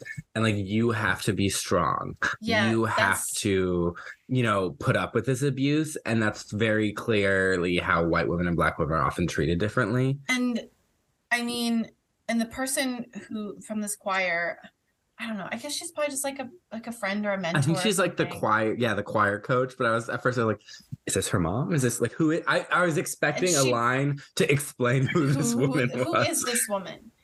We don't get it. Yeah, she basically kind of says that. She's like, like she needs it right now, but she needs to shine. But you're gonna have your moment eventually, and she's just gonna make you stronger. And like to that point of like, yes, that's basically how Black women and white women are kind of pitted against each other. But I feel like unfortunately it's a very realistic conversation that a lot of women have probably had to have.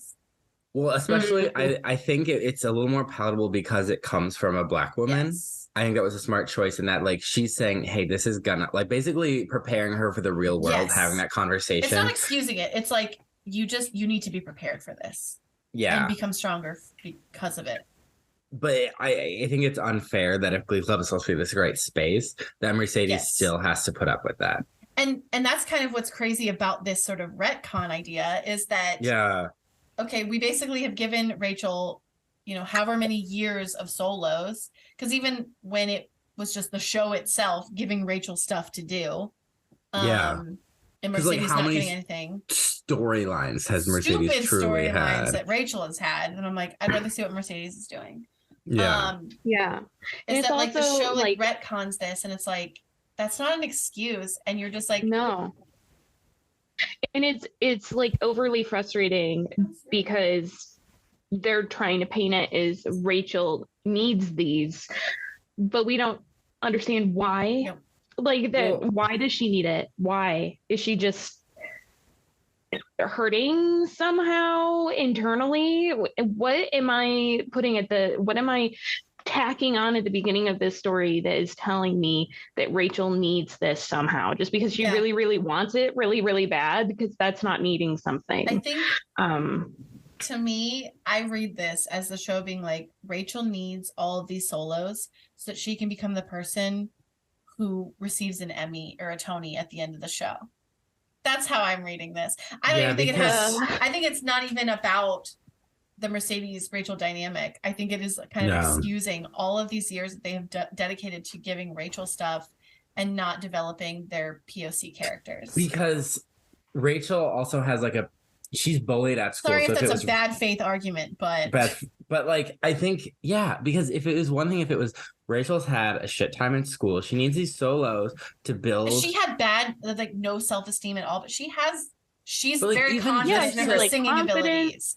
Yeah, if she was something to give her some kind of purpose, you could argue that, but it's the fact that continues forever. It's a pattern forever. Mm-hmm. Yeah, so and Mercedes continues to stand up against it throughout the show, and the show just keeps knocking her down. It's like this scene is so weirdly empty. Until eventually she becomes an emotional support Black person for season 6 and half of season 5. Yeah, and then she is objectively the most successful person who comes out of this club. Yeah. Yeah. And are we supposed to be grateful to Mr. Shu for not giving her any spotlight, making her park and bark. I'm gonna just say it's so I googled. Rude. I didn't think I was gonna get easy answers, but were there ever Black writers on Glee? And here's what I got. Can you discuss the undergird of racism in the writing Glee? Why did the Glee writers hate Black men? Sing the Black away. Does Glee avoid exploring race? Is Glee a little bit racist? Black Glee cast members are calling out Leah Michelle. So here's what we learned from Glee. Amber Riley speaks out on racism. That's not how this works. Glee's Artie Abrams. Okay. Though this, okay. 3 of Glee's 6 seasons, no Black girl students. Okay, yeah. Yeah, it's just. So I didn't easily find an answer to what I was looking for, but we see this as an issue. This is a pattern. Yeah, it's just like this scene. I understand why they have it, and to kind of like give Mercedes like. This is a great scene if this brought up something that would get resolved. Yes. Yeah. Yes. If Mercedes like had a couple moments where like, okay, she let Rachel have it. She let Rachel have it. She let Rachel have it. Okay, finally she stands up and it gets resolved. And then Mercedes gets some spotlight. Tina gets some spotlight. It gets more fair in the actual show. And then we see the moment that this emotional moment we flash back ever so long ago. Yeah. Like, sure, I can believe that. But yeah, because it's a pattern that is never resolved. She becomes an emotional support Black person as a character. It's because that's something spoilers for the Gleeboot. That's something I'm hoping to address and have Rachel have some growth. Yeah. But we'll see. Wow. Okay. So then. Meanwhile, there's this stuff with Will. So, like, we find out Sue considered Will a friend. Do you see her this best tiny friend. little box? That's the lid's moving. Cats are so funny. Will and Sue were besties. She thought they were best friends. Will was like, we just play basketball every week, and we never talk to each other. She was like, hey, best friend. He's like, well, I just learned your name. We play basketball every week. Playing basketball once a week. I fully believe that Sue thought that they were best friends. I do too. Fully. Yeah, 100%. She was like I said, best friends. We hang out every week. I mean, we don't talk. We just play basketball. We're friends. We're best friends. You're the best friend I've ever had. When my brother was a kid, my parents were like, oh, who did you play with today? And he was like, oh, the Fuller Boys. Oh, what are their names? I don't know, the Fuller Boys. We just play basketball. They're my best friends. Yeah, no, but they were like his best friends. So. That's great. Shout out to Tim, my confirmation sponsor. Nice. Tim Fuller. Yeah, Tim Fuller, who is for my fake confirmation that didn't count, but right, because you were kicked out of the Catholic Church by Pope Francis. Right, yeah, canceled. You have to do it again. I did, but it didn't have to be a bishop. Just at West Hollywood, St. Ambrose, they confirm me. And I guess Tim is still my sponsor. Though some cultures don't do that, but Tim is still my sponsor. I did have to get a new godfather because my godfather was no Catholic. I had the same godmother. Interesting. Huh. That's a lot. Who's your godfather now?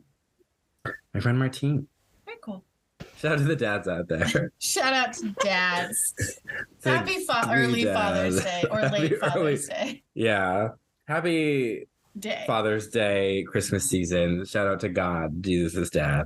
Whoop, whoop. Raise the roof up to heaven. So, where are we? Yeah. So then, where are we? So he's like, Sue is like, this is when we don't have a guest. You know, this will happen. Unhinged. Final like, episodes. My Cheerios, who are there cheering for each basket, they're the stars. And it's so funny because no one was paying Diana or Heather or Naya for this episode. They did not appear until the end when it was footage from the pilot. But he's like, so she's like, you need to quit. My cheerleaders are the stars. And like, you're giving these kids unrealistic dreams. Like, they're not going to work in the arts, you know, like this is false hope. And Will's like, no, you know, like, I think it's important for kids and certainly more important than cheerleading. And Sue's like, you take that back. Shots fired. But This is the moment that this is Sue's moment. Where she starts to hate him. Yeah, it's her villain moment. Because I disagree. I don't think it's better than cheerleading. Cheerleading has a lot to offer. I might. Okay, I may have to show you the movie Bring It On.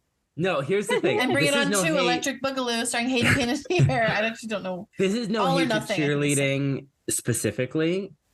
Mm-hmm. Yeah, maybe I don't, because I consider cheerleading a sport, right? And I think sports are good for kids. It's a sport and an art because it's dancing and athleticism.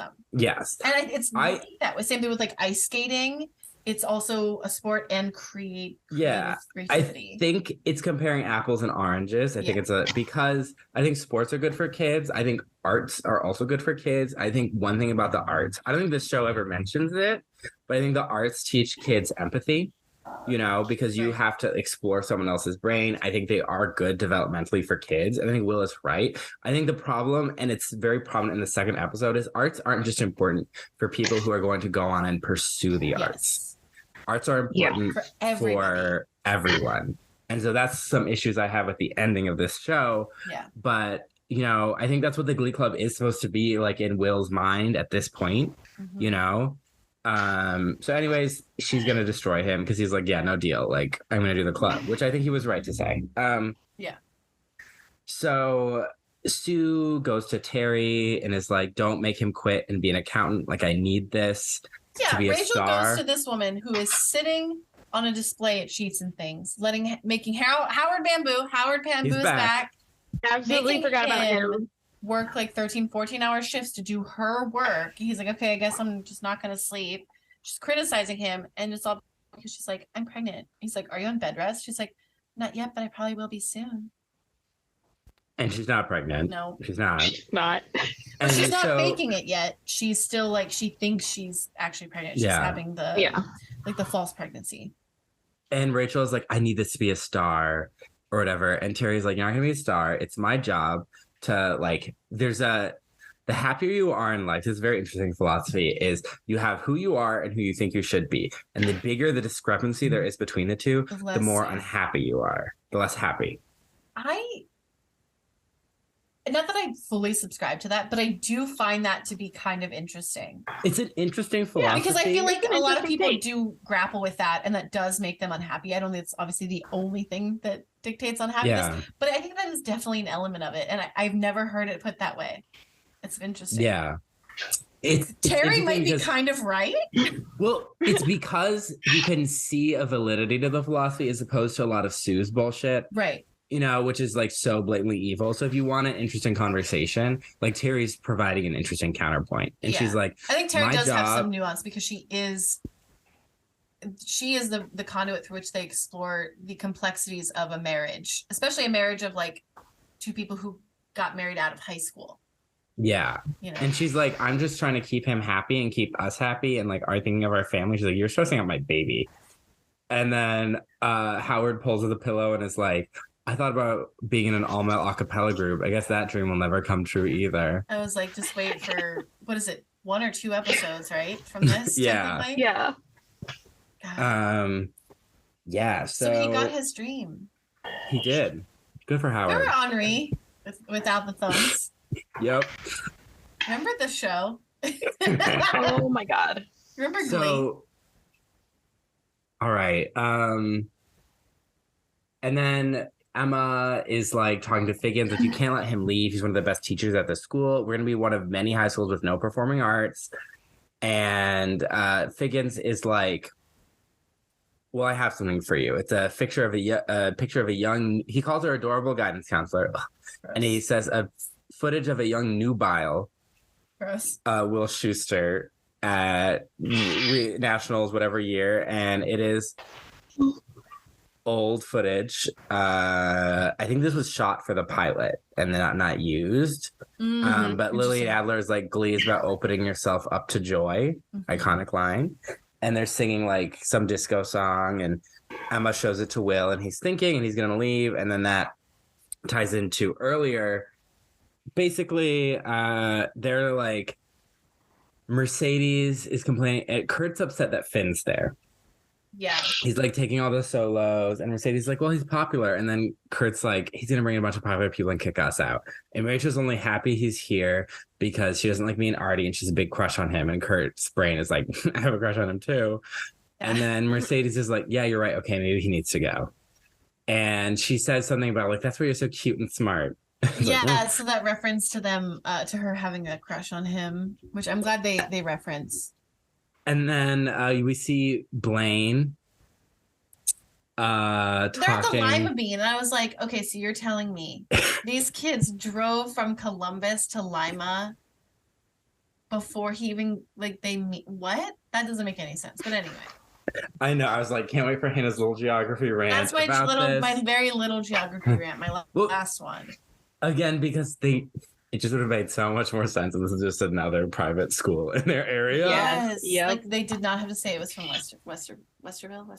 Yeah. So they're there, and Blaine's like, this guy's has a lot of gay mannerisms, is saying to Blaine, like, oh, you're so Brady, the first gay person I know. And he's like, oh, so when are you gonna come out? He's like, I'm very straight. It's like, oh, and he okay. Storms off, and Blaine's like, oh, I'm sorry. So we're seeing how, Blaine has unhappiness that needs to be resolved too. And then so they're upset. They call an emergency meeting without Finn, and Rachel's like 10 minutes late, shitty. And they start without her. It's still It is shitty. It is shitty. They're being mean and excluding him. And Rachel's like, I mean, let's be fair. They cannot have an emergency meeting with Finn. They literally can't do it. He's dead. So. True. Okay, but also we're talking in the context of the story that's shitty of them. Yes. And because it's about kicking someone out of the club. Yeah. Like, we don't want him. And Rachel's like, no reason other than he was a little bossy. Yeah. He wants them to do Don't Stop Believing. And it's like, that's what it was about. Yeah. Just because someone has an idea and wants to like execute it, like if you have a problem, you should be talking to the coach about it. Be like, I'm not comfortable with him being in the club for X, Y, and Z, Well, the fact that these kids would think that they could kick anyone out. Well, they're trying to basically find a way to bully him to kick him out because Rachel's like, I personally convinced him to join, and they're like, we'll personally convince him to quit. Yeah. I mean, she does send someone to a crack house, so it's not outside of her wheelhouse. Crack house, but yeah. And so they're and I guess we totally fucking forgot. Tina's like, I'm a goth. And she's like, I'm anti-click. I hate clicks. And I'm like, she's so like, she sits at the table with her click. Yeah, and then they're bullying her for her stutter, and she's like, Joyce, honey, this is a fake stutter. Could you think Meryl Streep could fake a stutter for 6 years? Where's my Oscar? And I'm like, okay, that's true. And then Artie has a big crush on her, but she calls Artie, she's like, even the people no one else will love, or something, like kind of fucking condescending. Yeah. And he's like, but sometimes his VO she is touches like, me. She sees me as a person, not just a person in a wheelchair. And I'm like, I don't know. That was some pretty offensive shit she said back there in her VO. And then their friends are bullying Kurt and Rachel. He says, I love you. And she's like, what did you say? He says that under his breath. And he's like, nothing. Let's go get food, woman. And I'm like, ah. And then their friends are bullying Kurt and Rachel, like throwing spaghetti on them. Yeah. And like, well, you have to take a dare. And they dare them to try out for the Glee Club. Because one of them is a furry. And yeah, and Rachel disrespected his identity. Not a furry. He's an otherkin. Oh, okay. Yes. Which was bigger in 2009, honestly. Yes. Yes. So every way it's physical, I am a wolf. Now I need to find that Vine and just watch it for 2 hours. But yeah, no, like so like they're just like doing them, and like if Rachel really did do that, then it's like, you know what? Fuck her. Yeah, but like he's trying to say it's an equivalent to being Jewish. Oh, I did not catch that. Yeah, I stopped paying attention during this because I was not invested. Yeah, but it's like it's not like it's absolutely not. So, anyways, they audition. She thinks I kissed a girl. Will writes down angry. We get more than just the thigh slap, which is great. I'm glad that we got like the whole like first part of the song too. Artie sings Genuine's Pony. And Tina's like, oh my gosh, you sounded so good. He didn't. But anyway, and she was like, woo, that was great. And I'm like, yeah, you just want him in the club so you have someone who will like back you up when you start to rap. Yeah. And so that's going on with them. Anyways, they're like, I don't know, Finn's kind of nice, you know, and Artie's like, yeah, when those jocks locked me in the porta potty, he got me out. He wheeled me home and he apologized to my mom. Mm-hmm. You know, and Finn is like, or Kurt's like, yeah, I guess he did let me take off my Marc Jacobs jacket before I got thrown in the dumpster. They're like, okay, you know, maybe he's more like us than we realize, you know. Yeah. And so they, then, you know, Will's about to leave. Flashback, different camera quality suddenly. We're back in 2009. Using some footage from the pilot and some, like, I think B-roll. Yeah, I think so. Oh, okay. Because it wasn't exactly the same. Right. But it was familiar enough. And this is the one time in these 2 hours that I was feeling emotional. Same. I teared up did because feel emotional. Because it's like, and here's where my issue with like the last episode is that, not the last, but like the previous one, is that we should have combined them winning this last competition with something like this that brings together these two groups and to show like to actually show the legacy. Mm-hmm. Because I wanted to feel more when, you know, the trophy montage was happening last week, but I didn't. And I wanted to feel more here, but like I only felt so much because like the rest of the episode was still like kind of eh. Yeah, but it's like they all look so young, and the way they hold on the Finn, which I mean, it's like a choice they had to make, but it works so well. Because when he comes out there and he looks so young and like pure, and you just see, and Rachel's so young, and you see like their corny little moves and how much feeling is in that song. And honestly, I felt that, and I was a Midwestern boy in 2009 again. Like I saw that and I felt it, and it was like a part of me that is no longer like quite as awake, like not to die sounds dramatic, but it's some of the, but like a part of me that's no longer as apparent, like that innocence that's kind of you grow out of, and like how the character Finn kind of represented that to me, and now that actor is dead, and like and like the talent we lost, but also like this character that we lost, you know, and this person that we lost. It's like there was just this feeling, and you just felt this like kind of rush, like these endorphins of like hope and energy, and like with a tinge of sadness. Yeah, I felt like the rush of energy and hope, and the sort of the somberness. I think because it's the end of the series, and it's also like, I already know what comes after this. Like, I know the ups and downs this group is going to have. They're going to grow. They're going to lose. They're going to win, you know? And so I think like sort of hearkening back to this moment where they become the Glee Club is sort of, it's really kind of interesting. Yeah, I mean, I got emotional because I was like watching it, and the conversation. I was pretty impressed through the episode how they managed to weave Finn into the episode without it feeling odd that he wasn't actually there.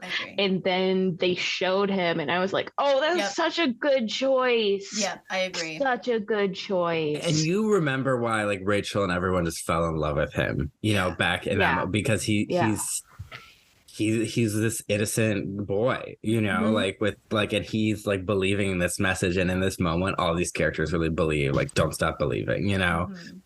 And it's so good. And you know, we see Puck watching, we see Sue with Quinn and Santana, see Will, and we're back, and it's like this full circle moment. And I've heard people, I don't know if I Hundo P agree with this, I've heard people say that's how the series should have ended. I don't know. I kind of like that. Yeah.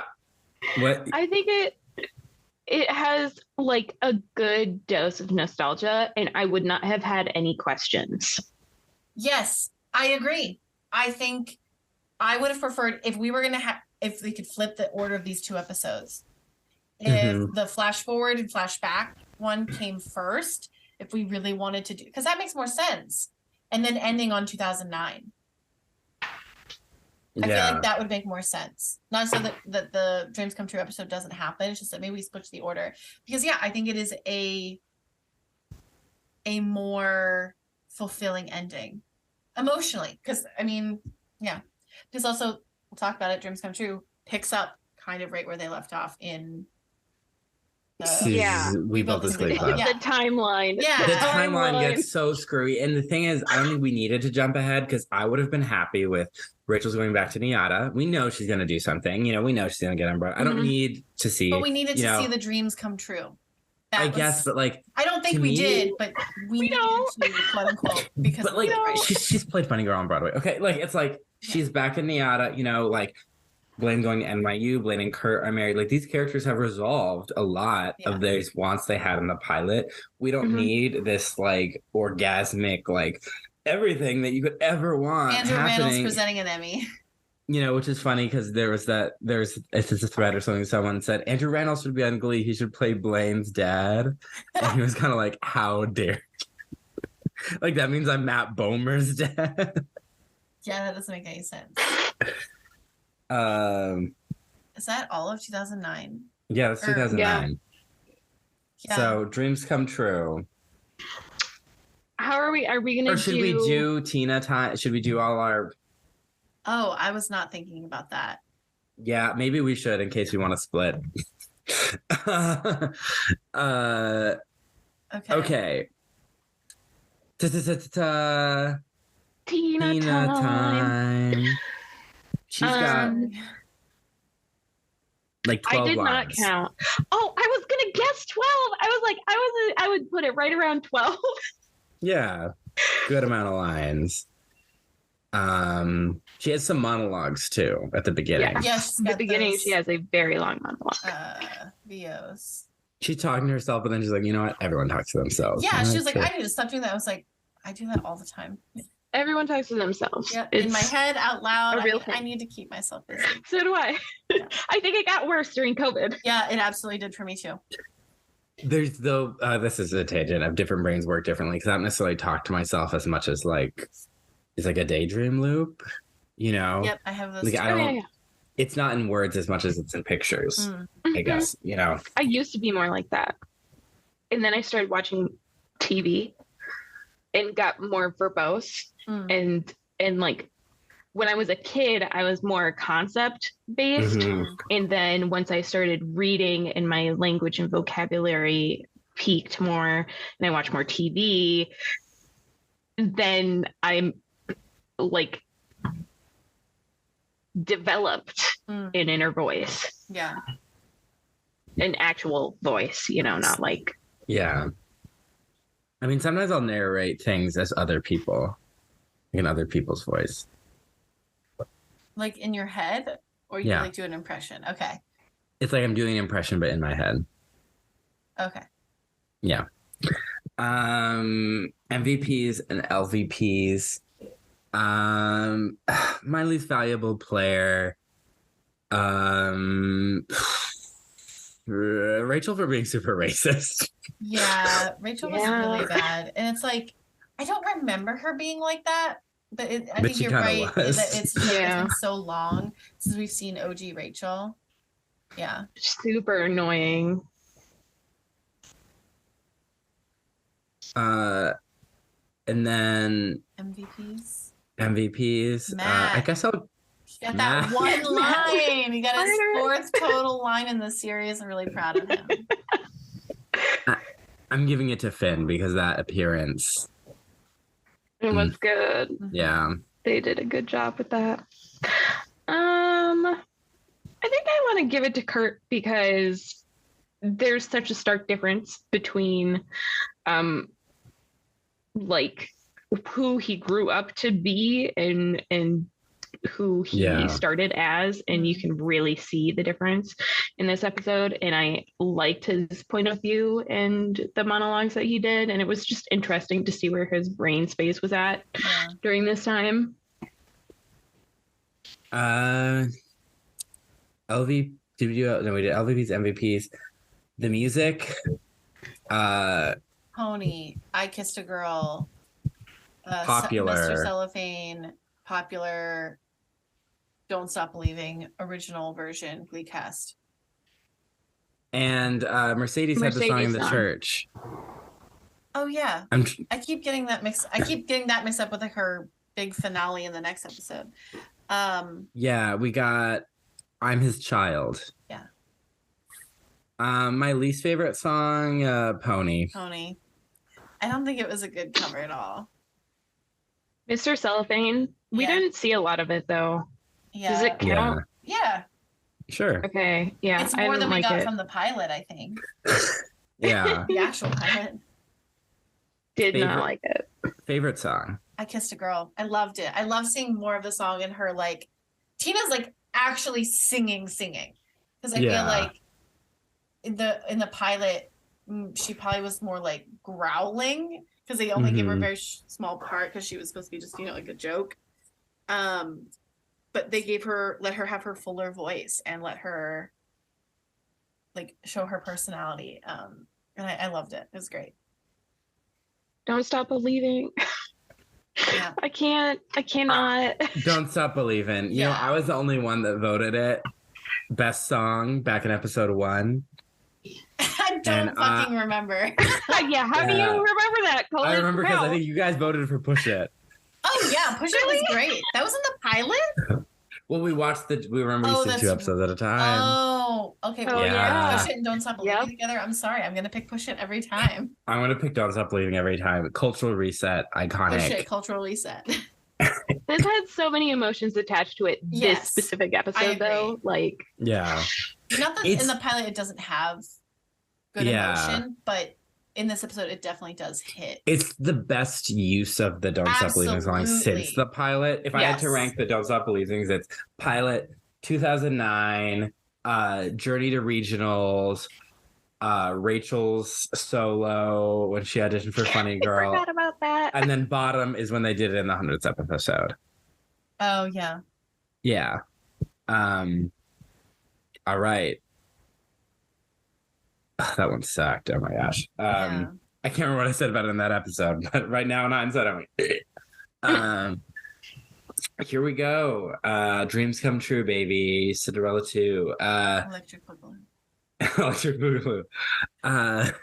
So we're okay. They kind of break this one up into storylines, but like they win nationals, the Glee clubs. Spencer's not there in that scene. I just want to point that out. But they win. He's not. So they're all super happy. They won. And then the Superintendent Harris is all like, Will, because of you. This is happened. Right. You happened. And that's why we're going to make McKinley an all-art school. And I was like, stop giving this white man credit.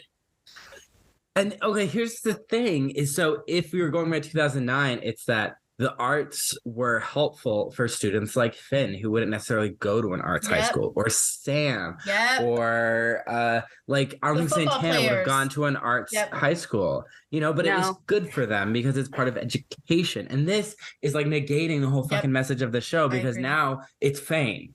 Now it's fame in Ohio. It's literally just fame in Ohio. And I don't think that's going to go very well. And it's like, I think, because, there are performing arts schools and like arts focused schools in the Midwest. My sibling worked at one, and that was great, for a lot of kids, especially ones that would be bullied for different reasons at other schools. Yeah. And I'm not saying there's not a place for them, but like based on what we've seen in this show, it's just like this corny, over the top, like you get everything you ever could have dreamed. You're the principal now, and there's 5 Glee clubs, and it's like, it's so much more interesting if the happy ending was just, he's gonna teach Glee club at this school, in perpetuity. He's married to his. He's gonna revamp. He's gonna make sure that like they have the funds they need to keep doing Glee club. Yes, to keep like he's gonna start a boosters. He's gonna start he's going to have, very clear like audition process. He's going to make it an actual good team. And like having the support from the institute, like that's basic. That's an award in and of itself. That's hard to get. Yeah. You know? And like, he's just, I'm going to do this Glee club, and these kids are going to have this safe space at this school where they sometimes aren't going to always feel safe. Definitely going to get bullied in the choir room. because that's how she runs it. But yeah, I agree. Like we need to bring it, but that's the thing, is like, this isn't about realism, it's about dreams. And I feel like this is just a fever dream. But a good dream, we know I love dreams. Loves dreams. A good dream comes true having faced conflict, which Willis does. And it's not, if it's like so fantastical, like everything you could ever, like, it just doesn't feel earned or real. Right. Like at the end of like The Little Mermaid, that's a dream come true story, right? She becomes a human. And there is a sadness in that, like, now her and her father have this understanding. She's not going to be living with her family anymore, but like she's moved on to like a new, happier life. If it was just like, now me and your sisters are all going to be human and live with you and Eric, like, that's dumb, right? Like that doesn't feel like, there has to be. But they like do also bring back every person who was ever in the Glee Club, with the exception of like a couple people at the end of this episode. So I'm like, that's why it's like, this is not based in any sort of reality, I don't think. But like, that's a realism, a lack of realism that I could buy, because like we're all gonna get together and celebrate. It's the end of the show, okay? But like I think it's not just a lack of realism; it's negating the message of the show and the part of the show that was good. Yeah, well, that's why I think this episode is very underwhelming. Yeah, people don't like this episode. They think that the other one would have ended the show better. And I mean, they're right, because you could do a 5 years later episode, but you would also have to like address each one of these things in a more realistic way that is, approachable and actually follows what you're talking about, Cullen. And they didn't do that.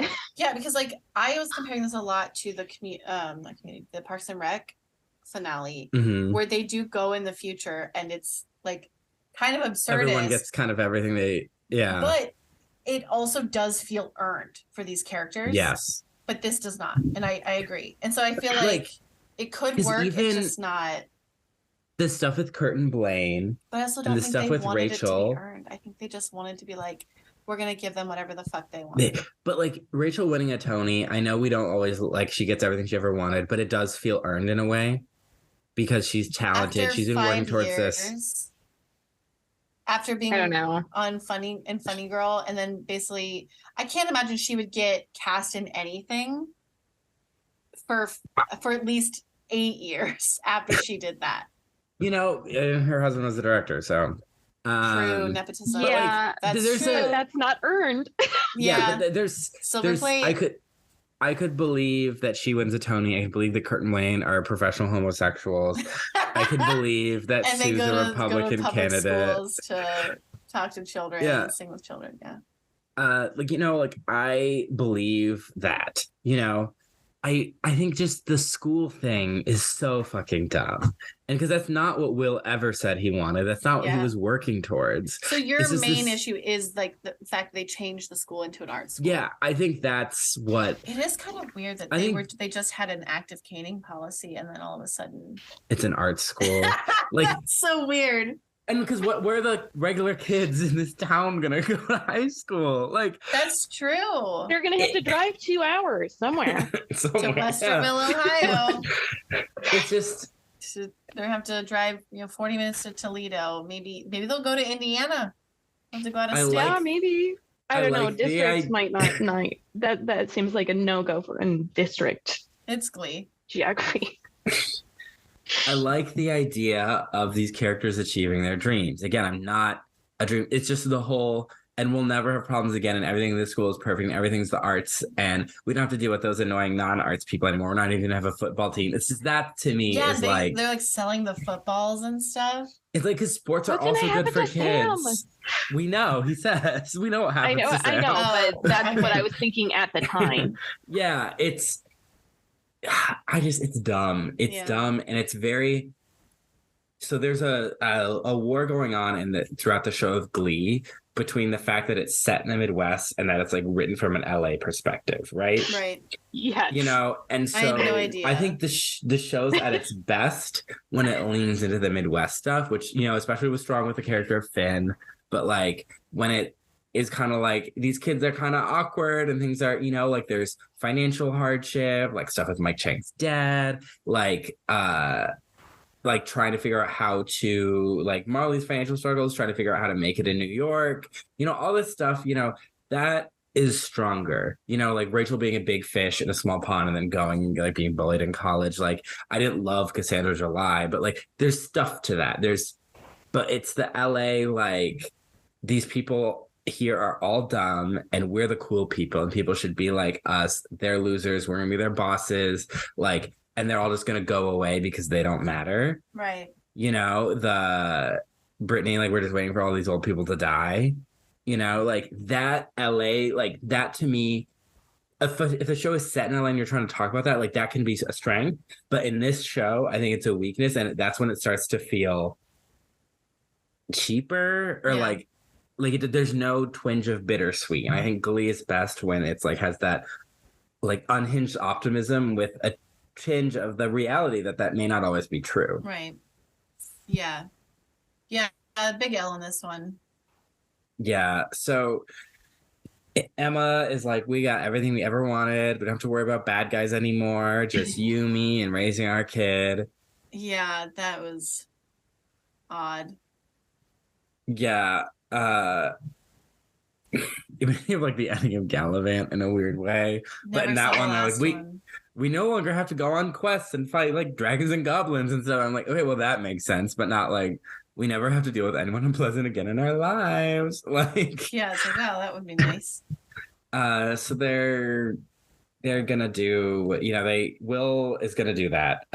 And he sings a song. I need to look it up. This song, there's Teach Your Children. That was picked for the title, not the sound. Because they get the Glee Club. The lyrics for sure. They get the OG Glee Club together and the new kids, and they're talking about, we're this fancy high school. We're going to have multiple Glee Clubs. Because Kitty's also there. Kitty's there, yeah. Which is varsity and JV Glee. There's varsity and JV New Directions. There's the Trouble Tones, and what was the all-male one? The something nuts or the... I think I wrote it down. Hold on. No, I just wrote a men's version of the Treble Tones. Okay. Let me, I wonder if it says in the Glee Wiki. It should be Throat Explosion. They should steal that name. The Duly Noted. Right. I hate that. That sucks, yeah. Well, he also came up with New Directions. So, during the song, Jenna Ushkowitz looks right into the camera when she's crying. And I love that they kept it because I think it breaks the fourth wall in a really good way because like this song is supposed to evoke emotions as like this is the last performance that Shu does with his students now with his new students or bridging that gap. I wanted to get really emotional during it, but I just couldn't because the song sucks. It was really bad. She's just sitting there with a ukulele, and I'm like, oh, Sam's got his guitar. No. He's soft, as Alyssa said. I wish they would have done True Star with Love again. Yeah, he's soft launching his Jake Russell and Falling for Christmas image. Yes, and like he looks exactly like Jake. Like I saw Darren Criss crying. He was like the first person we saw crying. And then Leah was crying. And then Jenna Ushkowitz. I lost it at Jenna Ushkowitz because like Kevin McHale looks up at her and she's like crying and then she looks like quickly into the camera and then away. Like the camera. This was the last day of shooting for a lot of them. Yeah. So yeah, and so like I felt those emotions as like as the actors. As the actors, not the but not the actual scene itself. And I think that's what like disjointed it for me. Yeah. That's really, I don't know. So they that's gonna happen, and then Blaine is like, we're all in New York. I see Santana and Brittany and Kitty and Mercedes, and I'm like, when were you ever friends with Kitty, Blaine? Yeah, it's like, why would you even put her in that list? Okay. Also, the fact that everyone hangs out with their friends from high school really bothers me. These people need new friends. Yeah, they don't seem to branch out much. No. Well, maybe it's like a It's Always Sunny in Philadelphia thing where like no one else will be friends with them. Shout out to that class in grad school where I talked about that. Oh yeah, sitcom class. Oh, Did I do The Good Place? Did I do Unbreakable Kimmy Schmidt? I think I did The Good Place. I thought you did Unbreakable Kimmy Schmidt. Maybe somebody else did. I wrote Unbreakable Kimmy Schmidt. I think I did. Okay. Yeah. Anyway. I recommended that show because someone was talking about how their favorite comedian was Kevin James. And I was like, wait, someone in our class said that? No, this is recently. I also discovered in that moment when I did a Google search of stuff Kevin James has been in, the only Kevin James movie I've actually like watched is like the Hotel Transylvania. Oh, really? I haven't even seen like Fall of Mall Cops. I'm like, wow, I am not in touch with the Kevin James fandom. I watched I Now Pronounce You Chuck and Larry in college. It was a gender studies class actually. On gender and performance in film. Yeah. It was a good class. So then Sam's like, I don't like New York. It's too loud. I need wide open spaces. I need to go shoot things on the weekends. I'm in my Jake Russell flannel era, you know. I don't want to hang out. I don't want to run to that photographer that took pictures of me while I was weeping in my underwear. Yeah. He's like, I'm happy here, you know, like I want to be able to like just like live his life. And I like that he doesn't just go to New York. Yeah. But Blaine's like, well, we have a guest room. Like, what are you going to do for your job now? And then time for the new directions. They've been selected after a rigorous audition process. And he and Myron made it. And yeah, there's some legacies that just got to stick around. Yeah, and because I was like, Spencer's still there too, and I'm like, what the fuck is this kid doing here? It's like, well, he did swing on a chandelier with a broken leg to help the club win, so you know what? I think he deserves it. He saved the arts single-handedly. Single-leggedly too. Legally, yeah. So they're like, Will's like, happy to introduce my the new coach, Sam Evans. He's like, happy to pass the baton on to you, my last straight white male student. Yeah, I'm not gonna hunt this brand new art school that's supposed to be like critically acclaimed essentially in the education community. I don't know why I said it like that. But basically a model school. And instead of searching for a fantastic show choir director, he picks a person with no qualifications for teaching, who was once teaching health class, assistant coach of a football team. He was in Glee Club. He used to be a stripper. I think actually that's probably the best qualification he has for this role. Here's what would have been interesting if it was, okay, now there's maybe like, so he still works at the school or something and he's assistant coaching, right. Or they start that JV squad and Sam coaches that, right? Because it's not an art school, it's still real, like reality, you know? Yeah. Because I like keeping Sam in Ohio. In the school where he lives. In the school where he grew up. He's not qualified, but let's be honest. He is the most qualified. He's the most, he gives the best lesson plan that we've ever seen on the show. I have to give up to them. Yeah, I mean, at first it's like a little rocky, like, but then he really brought it around home. I was like, you know, he's going to get better at communicating the idea behind the lesson. But actually, I didn't think that was a bad lesson. I was like, actually, that's pretty good. Yeah, and like you can sing country songs for a week and like learn to channel that. And he talks about like poverty and stuff, and he's experienced. And it's to learn how to sing emotion and And like, yes, he is a himbo, but if I had to pick one of these people to leave a child with, it would be Sam. It'd be Sam because he would be kind to them. If something was happening, he also used to babysit his younger siblings. Yeah. He would be kind. I don't think he would allow people to be dicks to each other in the room. Yeah. I think he's a himbo, so he would probably allow some like horsing around and stuff that maybe is like, okay, maybe you should reel that in. Yeah. You know, like he made it, whatever. But like if someone was actually like really being hurt or upset or attacked, like he wouldn't allow that, you know? And then Spencer ruins everything. He's like, first thing we should sing, she thinks my tractor's sexy. And I'm like, fuck you, Spencer. That song is literally about like a hot dude on a tractor and this hot girlfriend he wants to roll around the hay with. That has no emotion behind it. Kenny Chesney himself would say that's a bad choice. He should say, how about my other songs? Like You Had Me at Hello. Jerry Maguire. Mm-hmm. You know. Yeah, I'm not a country person, but there's good country. Yeah. What about Reba McEntire's songbook? There's so many options for country. So many. Shania. She's a little bit country pop, but listen, there is going to be a Shania week in the Gleeboot, according to me. Mm-hmm. The Gleeboot, according to Hannah. The Gleeboot, that's what I should title my. That's what I should title my slideshow. Yes. Yeah. So I'm so excited. I was like, I don't know if I'm excited to go back. And talking about this, I'm excited to go and work on my thing. So that's what Sam's doing, and Blaine's like, okay, I think you made a good choice. And then, so that's kind of the Will. We'll revisit Will when Sue comes back. I don't know. Okay, yeah, Mercedes, meanwhile, back. Yeah, this is all happening, allegedly, sort of, after they win. This is all happening. This is right after Nationals, presumably. Yeah, or like fall 2015. Something like if they won Nationals in spring 2015. Right. This is fall 2015. Right. Yeah. So they're so then Kurt and Mercedes sings because she's like, I was chosen as the new opening act for Beyonce, and I'm like, I don't think Beyonce would be into. She's shaking my head, but okay. Yeah. And she sings Someday We'll Be Together.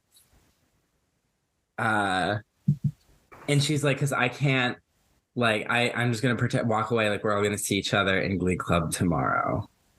And I'm like, this would have been a great moment for a senior year, but, like, yeah. It just felt, because it was like, I've always been confused this season why Mercedes is back anyway. That's 3 years after they graduated.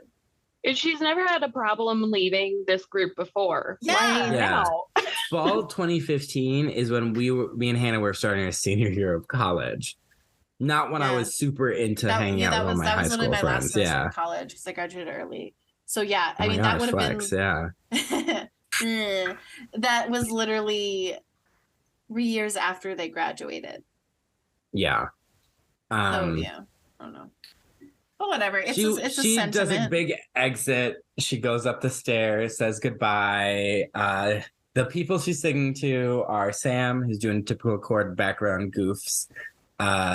Tina, Artie, Kurt and Blaine, and Rachel. Very notable absence of Quinn, Brittany, and Santana in this app. Mm-hmm. Yep. Like, until like, go girls, give us nothing. End. And I'm like, they're pretty big characters. You know what? Just let them collect their paychecks. I'm like, get out of here. Like, you go, girl. So then, that's Mercedes. Kurt and Blaine, they thank Sue. Well, because she's like, I'm going to leave a hot one in Will's office, or I'm going to pee, or I peed everywhere. She's like, I decided to pee everywhere, and I laughed. That was and they're like, I don't know how she's in school. Wasn't she banned? Yeah. She's banned. She should also be running with Jeb Bush as her running mate, apparently, because I'm assuming because post-Obama would have gone to a Republican who's Jeb Bush, because Jeb Bush ran in 2016. So she should actually be on the campaign trail right now. Yeah. Maybe she stopped by. Yeah. And then Ohio is a famously flip-floppy state. Mm-hmm. Well, so maybe they're not there. so much anymore. But yes, it used to be. And then, Kurt and Blaine are like, we want to thank you for getting us back together. And it's like, you people were toxic. Shut up. And they're like, we're great now. Oh my God. Right. And marriage solves everything. Marriage solves everything. And then Sue is all like, oh, because of Glee, we officially have gay marriage codified. I mean, but kind of, yeah. Yeah. Like we talked about that last week. And then I was like, oh yeah, that's right. They literally passed it, signed it this week. Yeah. So, you know what? I say it as like a kind of joke, but kind of serious. And I say it all the time. Like, we have gay marriage. Yeah, if you want an explanation, listen to last week's episode. I think we gave a really good explanation for that. So They're like, and then Sue's like, thank you. I didn't really get your thing when I first met you. Like your hips cocked, your eyes constantly ready to roll back as if to say how droll. But seeing like what you went through like made me understand things I never would have thought about. And I'm like, that's a great storyline. A great storyline of you taught me empathy for gay people. But like you were a terrible person most of the time, so I don't really buy it. Yeah. I mean, look how you treated Unique. Yep. No sympathy there, no empathy. So yeah, and then she's like, because she calls him Porcelain, Mrs. Porcelain, and she's like, Blaine, I don't really get your deal. You're kind of annoying. Like you're not for me, but you do you. And I do love his response. He's like, the feeling is mutual. Like same to you. Is this where he's wearing the split sweater again? No, the sweater comes back in a different scene. Okay. That is the way it's placed in the episode is very weird to track where it's supposed to be happening in time and place. Yes. But he has a locker. Kurt has a locker. Presumably his old locker. He took from it one of these children and made a shrine of his high school years. This is psychotic. There's like, my favorite picture of Finn and the ring you gave me from a cutscene in the Christmas episode, and the picture or is it the ring from the first time I got engaged? Or this picture of us at prom, and it's like, this is great. You should make a photo album. Yeah. This is a thing I've said a lot on this show, I think. Make a memory box. These shrines that people have, and like, get a photo album, get a memory box. A diorama. Make a diorama and display it in your home. You can just, make it a fake blocker. Put it down. It was weird. And he's like, you're the only person that would do this. He's like crying. But Kurt, back from the dead, the ugly half sweater poncho shit. My top enemy in life. It's, I literally saw it and screamed. I was like, oh my God, they brought it back. For the last episode, I got to scream about it one last time. It's back. So then they go back to New York. 5 years ahead, 5 years, jump 5 years. I guess I think because they're there for like Celebrity Sing Along Tuesday at this like anti-bullying school. I guess we're supposed to presume they're big on Broadway. I think they said they were doing. They're the first.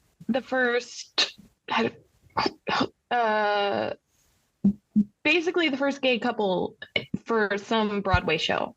I don't remember which one. It wasn't because she did Jane Austen Sings. Rachel did. Oh God, what was it? It was something really stupid. Oh God, I can't remember. I don't remember, and it's not in the Glee wiki, so it must not be important. No. Yeah. So I think like what it was like, they just became like celebrated Broadway stars somehow. Yeah. As I like to say, professional homosexuals. Yeah. That's what it feels like their job is. Yeah. Blaine's also not wearing a lot of hair gel anymore. I know, but Blaine's hair itself is a character. Yes. It has gone through ups and downs. Mm-hmm. I'm not sure I like where it ended up. I think we need to revisit this character arc for Blaine's hair. Because it was like a step in the right direction, but then they took another step in the wrong direction. It was like so fluffed. But they look great. They're singing Daydream Believer, which Allyssa pointed out, no idea what the song is about. And I was like, don't know either. I was literally watching the lyrics and like reading them. And I'm like, I still don't know. I don't know what this song is about. But it's a really cute, and they're singing with the kids, and they're like, it's great to be like accepted. And it was a great, sing behind you. It was a great ambiance. It was a great number, a great way to end their kind of arc. Because now it's like they're passing on acceptance they were like laying that they didn't on the always carpet get. That was definitely a rainbow flag. It was like, yay. But especially in the current political climate, the fact that it's like treated as sweet and safe for gay people to be near children. Yes, exactly. Mm-hmm. I thought the was same like thing. So nice. Like nowadays, this would be like, Ventura would be like, they're encouraging gay men to be in the classroom. Grooming. This could be a whole fucking tangent. But I'm just gonna say, not maybe we'll have it, but I'm like, a story time where parents are present and everyone is watching isn't typically the location grooming happens. Yeah, that's a good point.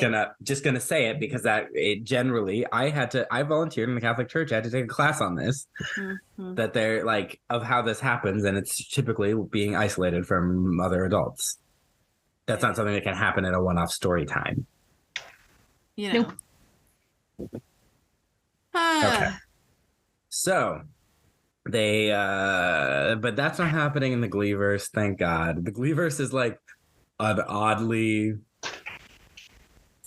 it's unfortunate that the reality that we're presented with is kind of better than what we got. Well, yeah, because also we were in 2015 and we flash forward 5 years. Where are we? 2020, baby. Mm-hmm. Oh my God. Yeah. No COVID. Wait. Yeah, no, because I said something wrong. I was like, fall 2020, that's when we met. And I was kind of like, what? But I was thinking fall 2016 is when we met. Yeah. Yeah. I had them mixed up because of elections. You had them mixed up because of elections, yeah. Oh, yeah, yeah. So, yeah. I guess that's the segue into the Sue stuff. Yep. Sue. Sure. Does Mercedes have a flash forward? No. Mercedes doesn't get one. Yeah. We see her in Rachel's. Emotional support Black person. Yep. So we same with Artie and Tina. So Sue is did only white characters get? Yeah. Their own flash forwards. Oh my God. Yep. So Sue is all like, she is on Geraldo Rivera on Fox. Because when she's back, when Will, I need to remember. So she's back when Will this is what she talks to Kurt and Blaine, and she's like, I have another person I need to talk to. She sees Becky down the hall. She's like, I was going to talk to you. I'm going to talk to you. And they're running towards each other, pushing people out of the way. And this is... I was like, why is she at the school? Like, why is Becky here? Like, Sue, sure, she wanted to come shit on the desk, but like... Well, all three of them, Becky, Blaine, and Kurt, all came to the high school specifically to see Sue, who is banned from the high school. Right? It's so weird. But it was, it's one of those moments where I'm like, yes, that relationship was toxic, but it was like weirdly cathartic to see them reunite. And, you know, Sue's like, I was treating you like an unpaid intern, and I should have been treating you like a paid intern. I love that so much. That was really funny. And she's like, I'm sorry for everything I said to Geraldo. And, you know, so they reunite, and it's sweet. And then she also sees Will, and Will's like, oh, is there something you want to say? And she's like, shh. She sings The Winner Takes It All. ABBA. Love. I actually loved this. Yes. Number. This was my favorite Will Sue duet. Yes. Because Will joined. It was just so funny because it was just like, we're finally putting this fucking conflict that we're tired of to rest and just enjoying their like weird relationship that they have with each other. Yeah. Where they are kind of best friends in a weird way. Yes. Besties. Once again. Yeah. Quality. It was great. It was so fun. Jane Lynch is having a great time. Yeah, and she sounds great. Yeah. Mm-hmm. So now we flash forward. She was Jeb Bush's vice president in 2016. Which also, at this point in them, presumably also, maybe not. I'm trying to think of like when Trump announced he was running. Like they could not have even predicted that he would win, essentially. They're like, yeah, Jeb Bush is going to win because another Bush is going to get in the White House. And, you know, it just kind of re-triggered me a little bit. Mm-hmm. It was very, I felt weird. I felt awkward. I was watching it. I was like, this is supposed to be a joke, but it's not. It's supposed to be a joke. And especially how we've talked about how like Sue is like a pre-Trump. Yeah. And she still is in power here. She absolutely would have been very MAGA. So they have like the numbers of like the election results behind them, and I actually had to check. I was like, let me make sure like they didn't like Simpsons this and get the numbers right, and the numbers are wrong for the electoral votes. Did not actually get close, so they didn't fully guess that. Thank God. Yeah, but so she's gonna run again in 2024 as the president. Yeah, nightmare.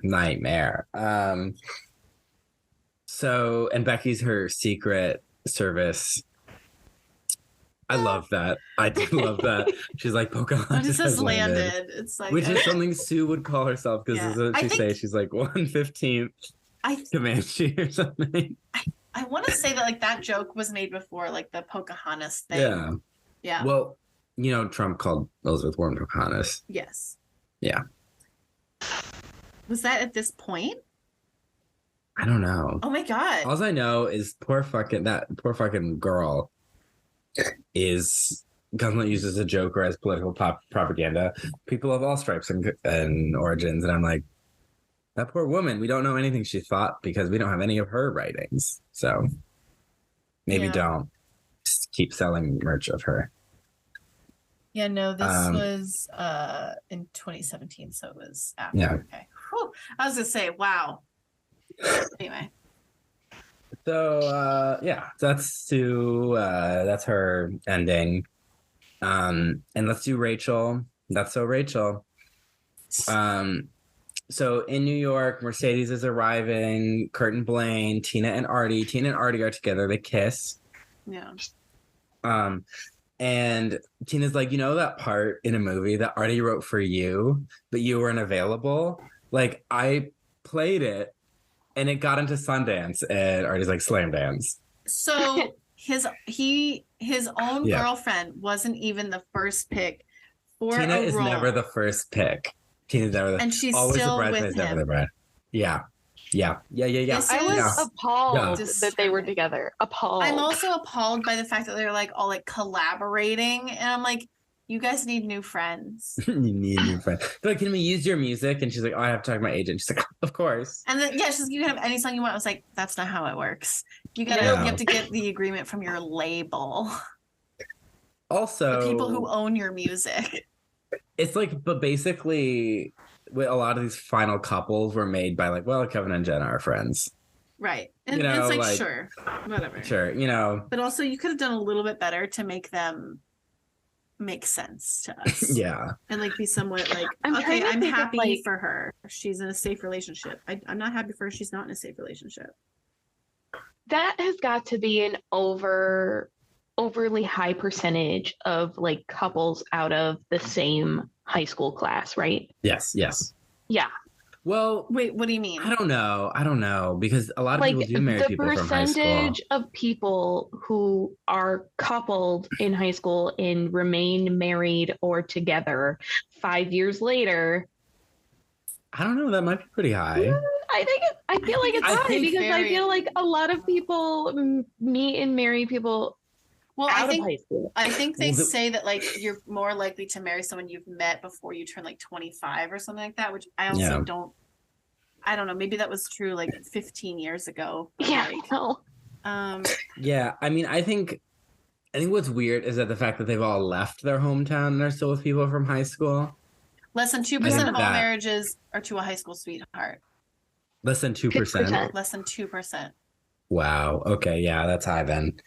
You think that's high?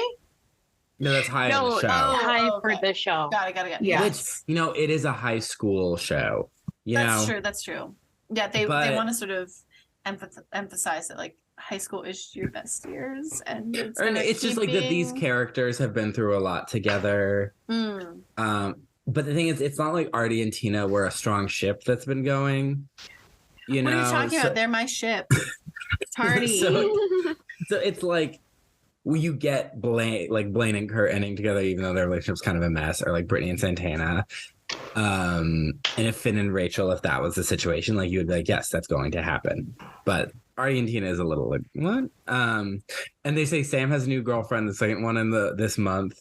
Yeah, they're just like, yeah, he's either just like being a playboy or he's like unhappy he can't find someone to settle down with. It's either one of those things. Mercedes like, why does he keep texting me then? Like, wow, wow, wow. And then they go in. What? Wasn't Mercedes dating somebody? Like she was starting to see somebody? Yeah, I mean, that's 5 years ago. Yeah. So, interesting. Sam's still hung up on somebody. Mm-hmm. Yeah, so they go into 5 years. Wow, way to hold the torch. So they go into the apartment or whatever. Rachel's there. She's getting ready for her Tony Awards. Is she pregnant? She's Kurt and Blaine's surrogate. Yeah, it's a full circle moment. Thank God, because I don't want to imagine her as a mother. Well, you're right, because her husband, the erotic Jonathan Groff just to St. James, is like, I can't wait for this baby to get at you so I can put one in you. And I'm like, no. But she actually like, says, I'm ready to get started on some co-production of our own. And I went, it was so gross. Don't wanna. He was so erotic up until that really point. happy that they ended up together, though. Yeah. Those two. That worked. Meant for that each makes other. sense. Yeah. Absolutely. And she's like, this is full circle with how I was born and raised, which, I love when Glee remembers something. And then she's like, but they've sacrificed so much for my happiness that they, deserve me to give back. And I'm like, it's about fucking time Rachel realizes how much all these characters have sacrificed for her. Mm-hmm. Yeah. And then what else? She goes to the Tonys with the Jay Groff, and she's like, I'm so nervous. I'm not going to win. And I'm like, well, she really has matured. And then he's like, yeah, you might. And, you had a great director. And she's like, well, he has great taste in women. And he's like, what you do, you get teary once when you thank your dad. So you give the credit to director, whatever. Like, because he's won a Tony before, too, in this universe. Is it for that hip hop Iraq war veteran musical? God, I hope not. Because that's a universe I certainly don't want to live in. And so they're, it's the time for the Tonys. Will and Emma are watching. They have multiple kids. Because Alyssa pointed out. Also, it was a new baby this episode. It was a new baby. That's like their eighth baby. I said to Cullen, hey, look, it's the third child. They had 3. There's literally 3 kids running around. That's really funny. So there's all these kids, and then Sam's chasing them around because, that's what he would do. He's big uncle energy. Yeah. Bew, as they say. So he's chasing them around. And in New York, it looks like they have other friends. There's some other people at the apartment. There's Artie, Tina, Blaine, Kurt, Kitty's there. Roderick is there for some reason. I was like, sure, I could buy that Kitty was there because Blaine mentioned them. And then there's like these other 4 random people in this shot. I was like, what are you doing? What are you doing here? I want to point out Tina's last line was bye. Bye. That's it was her saying bye to us, maybe. Yeah, she's like, you'll never see me again. Bye, Glee. So Rachel is up against Anne Hathaway for her one-woman show, Anne, with an exclamation, which was a musical, I guess, because it's in the musical category. Yeah. Willow Smith in Cabaret. I think it's Dame Maggie Smith in something. Yeah, and then she's in Jane Austen Sings. Sure. Which I'm like, what the fuck? You could do a Jane Austen musical, but that's a fucking dumb title for it. Yeah. Especially because it had an exclamation point, like it's Leone. And then yeah, as if they could be Leone. And Hathaway fucking wishes. So she wins and she gets up, she thanks her dad, she thanks her director. She thanks Carmen Thibodeau, no longer played by Whoopi Goldberg. And then she goes on to be like, I want to thank the person who made this happen. I'm like, okay, anyone who made this happen, it is you and your insane will and like the god of the Gleeverse for giving you everything you ever wanted. But she's like, it's Will Schuster, but this is a sweet speech because she's like, he taught me that because in the pilot, she said being part of something special makes you special. Yeah. And she's like, something is special because you're a part of it. And that was a good ending. And she She takes too long, and I was already doing because Jonathan Groff is I was already doing that, and then he started doing it like a minute later. I was like, "Honey, you have no more time. Get off the stage." Make sure kids like believe in your dreams because dreams do come true. He That's thought that the Jewish girl with the big nose could sing. And I'm like, well, that is a Broadway stereotype, so not the hugest leap, but okay. Earlier, she sings. We forgot this. She sings a Darren Criss original. Who does? Rachel. It's called This Time. Oh. She's walking around the school. It's fine. Like the other Darren Criss song, it feels a little generic. And part of it, I think, this song isn't bad. I think it's just, there's like no story context. She's just kind of singing, wandering around the halls because no one else wanted to be in the scene with her, I guess. No. She wanted to be the only one in the scene. And it's just kind of like there's nothing inspires the song, so it doesn't inspire. It just happens. Yes. You know? Yeah. It's so but there weird. is a great line where she says, "I never stopped believing in the words we sung," and I'm like, that's a genius lyric. Yeah. You know, because like "Don't Stop Believing," like that song like carried her through. I'm like, okay, that's cool. Yeah. So she won a Tony, and everyone's happy, and now. It's 2020 and everyone is celebrating the Finn Hudson Auditorium. You know, Sue does the opening speech to an audience of Figgins, Terry, Emma, Will, Emma, Burton, Carol, and Sam getting patted down by Becky so she could touch his ass. And Sheldon. Beast, yeah. Who assuming doesn't work in this school anymore. I'm assuming he got fired or laid off or whatever. Will, yeah. It was so weird. Like all these people, and they're wearing like white and red. Yeah, and they're like, you know, because of Will and Finn, like, you know, I used to think these people were cowards, just singing show tunes, too scared of real life, and because they saw the world as it should be, not how it really was. Okay, I actually kind of like this speech because she's like. You know, I think the part I was wrong about was that it was cowardly. It's really brave to, you know, put yourself out there and to see what could be and not always what is, you know? This is actually a good speech. And I actually kind of feel like the rise and fall of Sylvester thing, like I kind of wish that she had like learned that lesson. Mm-hmm. I kind of feel like it should have been like in this episode. Yeah. Where we finally see that like she's like, fuck, I was wrong. Or like she finally admits what she's been thinking for a long time, you know? Yeah. Because I like that idea because I think it's people always like, you got to be realistic. And yes, that's true. But sometimes it's okay to point out, well, that's not right. That's not wrong. And things could be better. And we can work towards that. Right. You know, there's a healthy dose of optimism is good. Yeah, you don't have to be a pessimist. You can be a realist and not be a pessimist. And an optimist. You could be an optimist. I'm not, but you could be. I mean, I notoriously get along with pessimists for an optimist. Like, I actually like need them, especially in the workplace. I need a pessimist. You are friends with, I guess Alyssa identifies as a realist, and I'm probably more of a pessimist, if I'm honest. That's just because I've got depression and anxiety, okay? Well, I mean, listen, I've never seen anyone more excited to be wrong than a pessimist. So that's sweet. I like that. Excited to be wrong. Wait, am I missing something? Because it's like you're always assuming the worst. Oh, so when it doesn't if you're happen, wrong, you're happy. Yeah.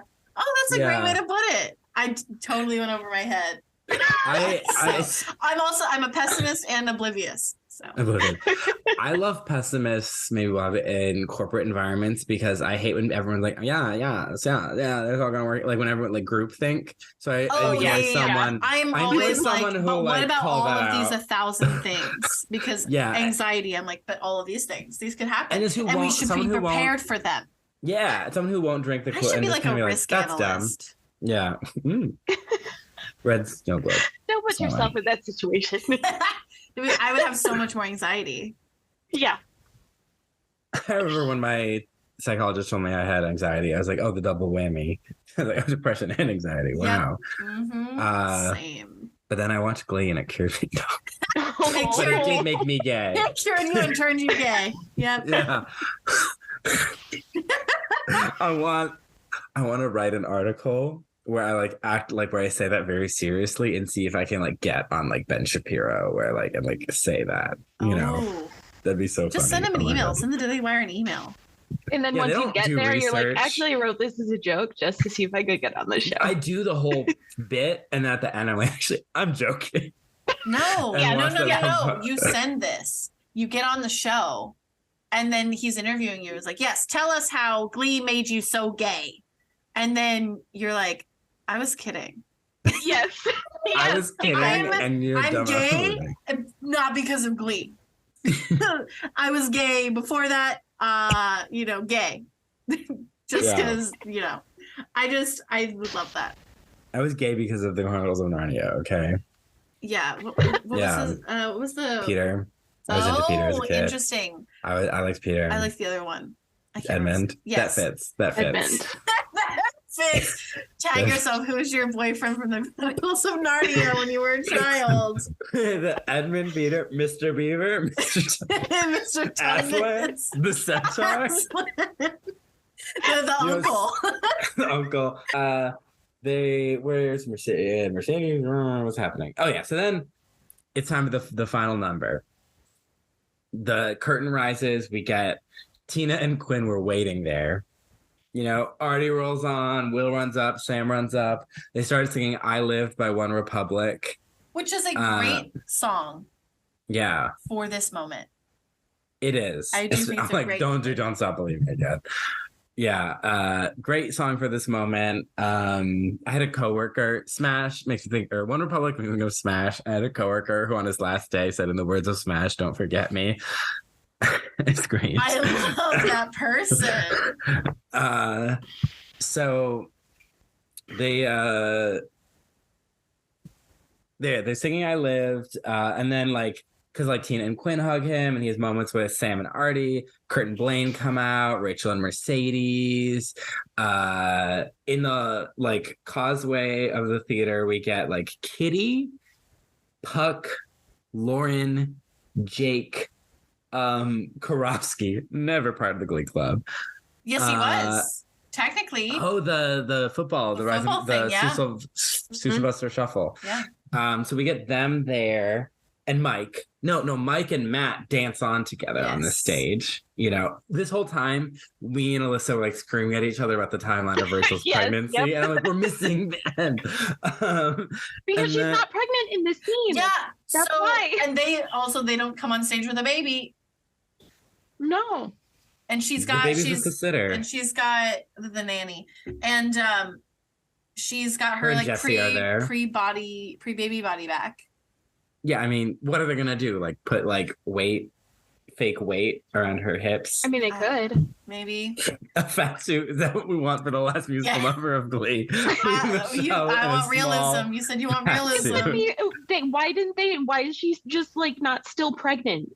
That's because she said she was pregnant almost 9 months in the fall when the Tonys were, or early winter when the Tonys were happening. And the Tonys happened in the spring. So it was the spring and she was 9 months pregnant.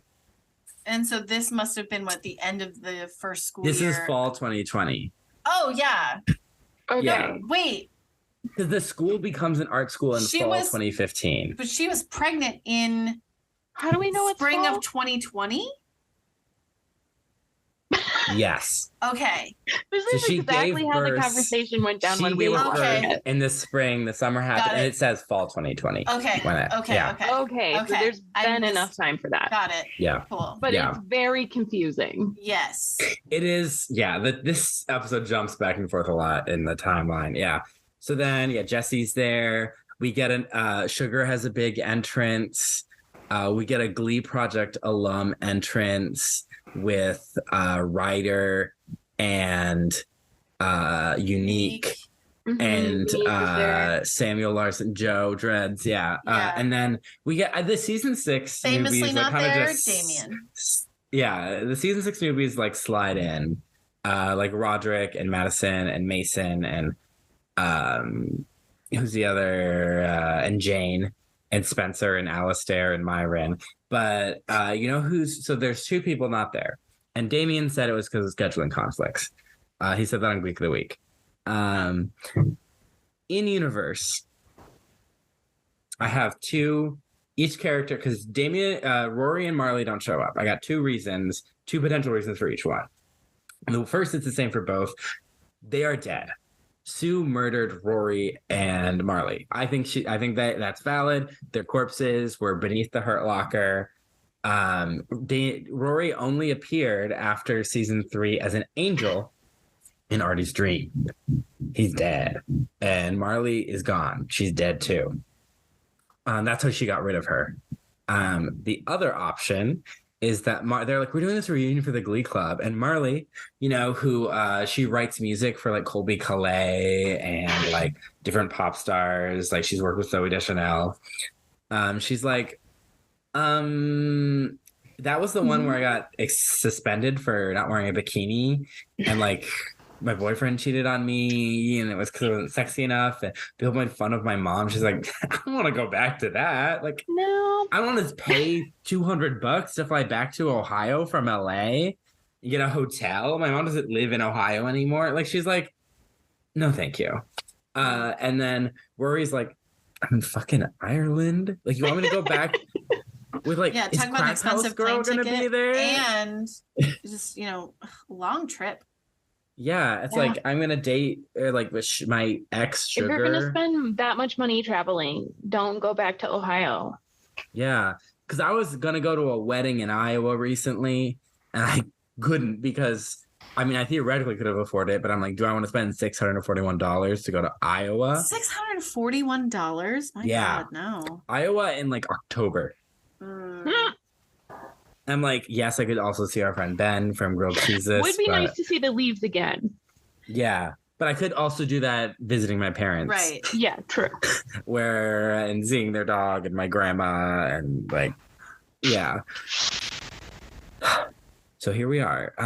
They sing I Lived. They end. It goes down. We see the plaque in between the plaque of Finn and Lillian. Show's over. We did it. The Glantent's been consumed. I wanted to like feel something. Yeah, I was a little underwhelmed. I was just kind of like, it's over. so underwhelmed. And honestly, I think the simple change would have been flipping these ending episodes with Don't Stop Believing. Or finding a way to combine these episodes. Like, yeah. Or like the last 3 episodes, like finding a creative way to like this episode and the third to last episode. Yeah. Then where you see them, Nationals? We built the sectionals episode, Yeah, sectionals. Those two I think would be good combined. Yeah. And then 2009 on its own. And then 2009. Yeah. Yeah. I feel like there's something that needs to happen with that. Or even just if they hadn't overused Don't Stop Believing, if they didn't touch that song since season 1, and then you bring it back for the finale and you cut between them doing it to celebrate this new auditorium and that original performance. Oh my God. I have that would work. That would have worked. Gleeboot. That is because we're gonna know and we're not gonna overuse Don't Stop Believing because that's my one song that I'm like, okay, they can repeat this because it's so iconic to Glee. If you really want to have an impact, yeah, because you gotta like in a musical, a lot of times you reprise like the big song, but if you overuse it, that can lose. You gotta use it sparingly, and like in a musical when you have those reprises, they're not the same length as the full song, exactly. So we've seen full length Don't Stop Believing like so many times. Yeah, and I think I liked it in season 1 regionals. If you cut it there and then reused it in the finale. Yeah. Because I was like, I really did want to feel more. Yeah. Because we've been through so much with these characters. And as people with each other watching this show. Yeah. We built this Glee Club, has the montage with like the trophies. It's like, why would do that for sectionals when they're going to win nationals like haphazardly? Like, don't even give us nationals. Just give us sectionals. They win. We get that moment. Cool. And then the montage, with the trophies, and like, it's like, this is it. This is the last, competition with Shu being the coach because you know what? He's going to be principal now. And then, he's going to be transforming the school into a pro art school. It's going to be great. It's not going to be fully art school. It's going to be like, we're revamping the arts program, making sure it's solid, yeah. Or even, we talked about when Rachel's going to be on TV, if there was some kind of weird full circle moment where they like do a stage show, or like a movie or a TV show of their Glee Club experience, and they do Don't Stop Believing. There's a way. Yeah. But okay, we've talked forever. So Tina time. Last one, guys. Time. I didn't count. 2? 3. 3. Oh, I was close. I'm really good at guessing. Bye. She's saying bye to Tina time. See, one of the reasons I'm like nervous about potentially listening to Kevin and Jenna's podcast, I mean, A, it's mainly because I have too much Glee right now, but I feel like I would just count everything she said. I love that so much. Because even when we were watching you for Glee Aggressive, I was like, one line for Tina. It's an instinct. You're never going to be able to watch anything with Jenna Ushquist in it. You'll be like, okay, that's one for her character. It's 2 for her character. Oh, she's the lead. Okay, that's like 8,000 for her character. So, okay. Least song? Yeah. What was your least favorite song? Our songs were... Wait, we're skipping the Teacher, MVPs Children. and LVPs. Wait. The final episode, Helen's like, what's going on? Yeah. Okay. LVP. Alyssa, LVP. LVP for me this episode. I don't know. I know. No, there's not really a story here where anyone's doing anything bad. I mean, I know who I'm picking, but I could give you tips on someone else. I'm picking that sweater. It's back sweater. to be my LVP. It's kind of a gift. It was kind of like, I don't have to think. I know it's the You're sweater. Right. You're absolutely right. I keep getting this episode and 2009 mixed up with what is there and not. But you could also argue Artie for writing a part for Mercedes. Oh, absolutely. Yeah. Fuck that. Artie definitely and you know what? At this point, is up there in the running. I may have to like give Tina a little LVP energy because it's like, girl, you deserve better. Like, please seek therapy, seek consult with people who are not people you went to high school with, and like find something better. I'm also gonna go with anyone who voted for Sylvester for vice president. Yeah. And Jeb Bush. Yeah, and Jeb Bush. Yeah, those people. yeah. LVPs for sure. Geraldo Rivera as well, just for existing on the show. All right. Yeah. Is that it? I think so. Yeah, very nebulous. You know what? Also for Kurt, I'm gonna say that because he took up a whole locker for that weird shrine. And Blaine's hair. I didn't like his character art. Stuff for his on hair. top of his head, not the person beneath the hair. Yeah. I agree. Yeah. All right. MVPs. I loved Andrew Rannell's cameo. I loved his beard. I thought he looked fantastic. I don't think I've ever seen him in a beard. He looks great. Roderick for getting invited to the party, I guess.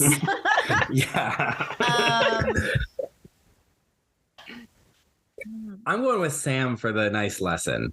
Yeah. You know, he had a really good lesson. I'm glad we got some Blam content. They did that for me. You know, the last episode, they gave us them as best friends still, which I actually believe them still being best friends. I could see that they like call each other on the phone every 5 months, you know, like, so Sam, I guess. Like Sam, I'm gonna, you know, I really liked that Jesse married Rachel. Yeah. I don't know what's going on in their house. I want to be a fly on the wall because I find them fascinating. So I'm giving it to that couple. What is their ship name? St. Barry. St. Barry. Yeah. I mean, we would probably say something like Jachel. Jachel. Yeah, I mean, Pressy. I feel like every morning they like sing like "Good Morning Baltimore" as a way of waking up instead of like "Good Morning." They're like singing. No, I want to see their children, their child. I imagine them having a single child. Yeah. Their child. Who sings only child? Yeah. Yeah. What if their child has like a terrible voice? Oh, they would know what to do. They would not. Glee season 18. Yeah. Whoa. Yes. Hannah. I'm not doing a Gleeboot. I'm doing a spin-off of Rachel and Jesse's child who can't sing. Descendants Gleecast version. And yeah. they send them to like performing arts school. And they send them to the one in Ohio. Yeah. Yes. All right, Hannah, MVP. I don't know. I think I stick by Roderick. Roderick. Okay. Also, yeah, that's fair. Sugar, her entrance. It's funny, like I'm a bit character. I have the biggest entrance Which is weird. in this musical number. A bigger entrance than Britannia, who just kind of like hopped down the stairs. I did not realize until we talked to Week of the Week that like she's kind of like literally iconic. Because I kind of felt like she was just like, she was the girl who said that she had Asperger's or whatever. Yeah. She was an asshole. But then she like became an icon. Didn't know that. Just for weird background shit. Honestly, like no lines, just like doing shit in the background. All right. So our songs were Teach Your Children, Someday We'll Be Together, The Winner Takes It All, Daydream Believer, This Time I Lived. Allyssa, least favorite song? Can you say them again? Because Teach Your Children. Sorry. That's Shu singing to the club, the ukulele. That one. Yeah. Same. Yeah, that's what I was gonna say. Just stop right there. That's it. That's the worst. That's it. Like everything else is fine. I only needed that one. Yeah. What was your favorite though? The duet between Will and Sue. So The Winner Takes It All. Yeah, I loved that. Yes, The Winner Takes It All. And I It also was so funny and it was so good. I also really liked I Live. I think it was a great choice. It was good. There was yeah. I think there was a lot of like emotional payoff there. It just I think it was the wrong context. Yeah. And I I was distracted by the timeline. So I was also distracted by the fact that we never get a confirmation. I don't even know if you talked about this. It was a couple of seconds I was gone. When everyone rushes on stage, like the adults, Shu and Terry hug. And Emma's like, what? And we never get like any resolution to that. It's just like a little joke at the end. And I'm like, that's not a joke. That's like a serious conversation they're gonna have later. It's just like, why the fuck did you hug her? It's like, yeah, that was. I guess it's been like 10 years though since they were married. Yeah, so like, why hug her? Why is she there? I mean, hugging, the thing Jennifer Lopez does to tip her hairdresser.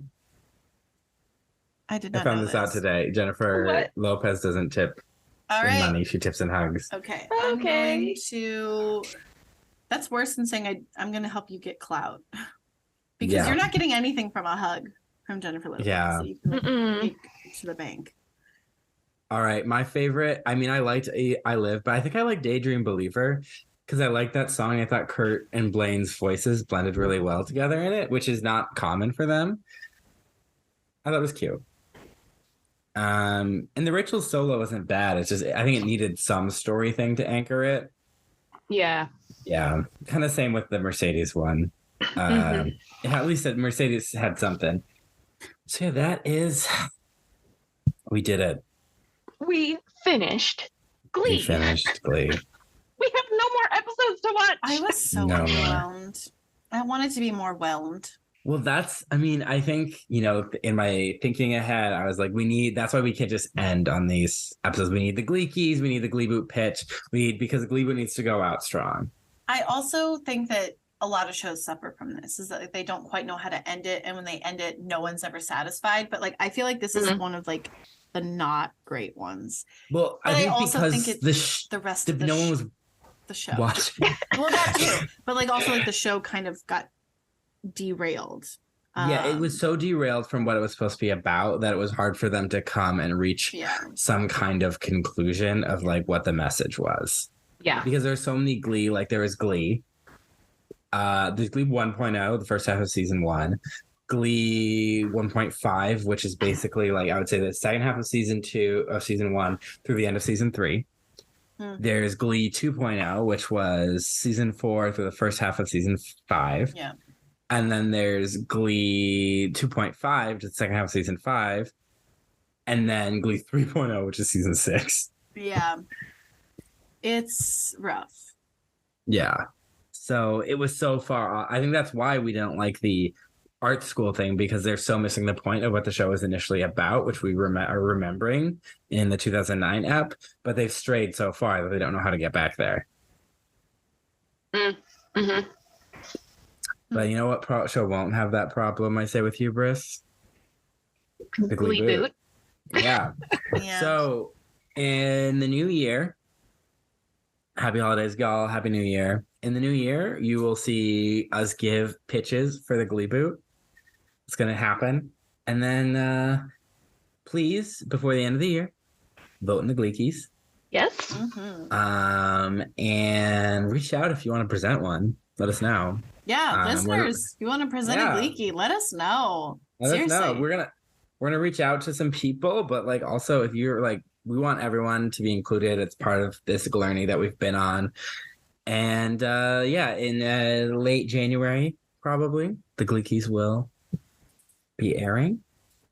For award show season. Yeah, the biggest award show of 2023. Should we decide on air when everyone should get a bottle of Coppola wine? And I mean everyone, listeners, if you are 21 and over, grab yourself a bottle of this wine and drink along with us when you listen to the Gleekies. Yeah. Do that for the Gleekies?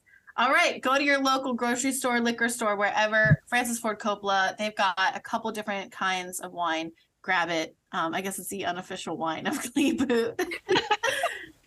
Yeah. So thank you for making it this far with us, and stick around. We have 2 more episodes left. 2 more episodes of content. Yes, and then and then you will have made it. Guys, we didn't even talk about the trailer for The Price of Glee. Oh, fuck. I mean, it sucks. It's exploitative. It's gross. They're Disgusting. They're literally talking about the Glee curse.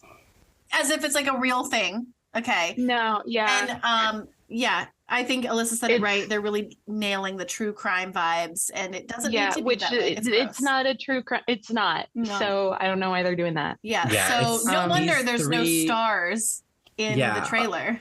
Yeah, when Jenna was like, no, I was like, well, you're the one I really want to hear from. So like, what's the point of this? And I was like, I was like, now I get what the point is, and now I understand why you didn't want to be part of it. So I guess we talked. Don't about watch that it. now. Yeah, we're not gonna. I know we teased doing a reunion for it, but as I said on our Instagram, I'm not doing that.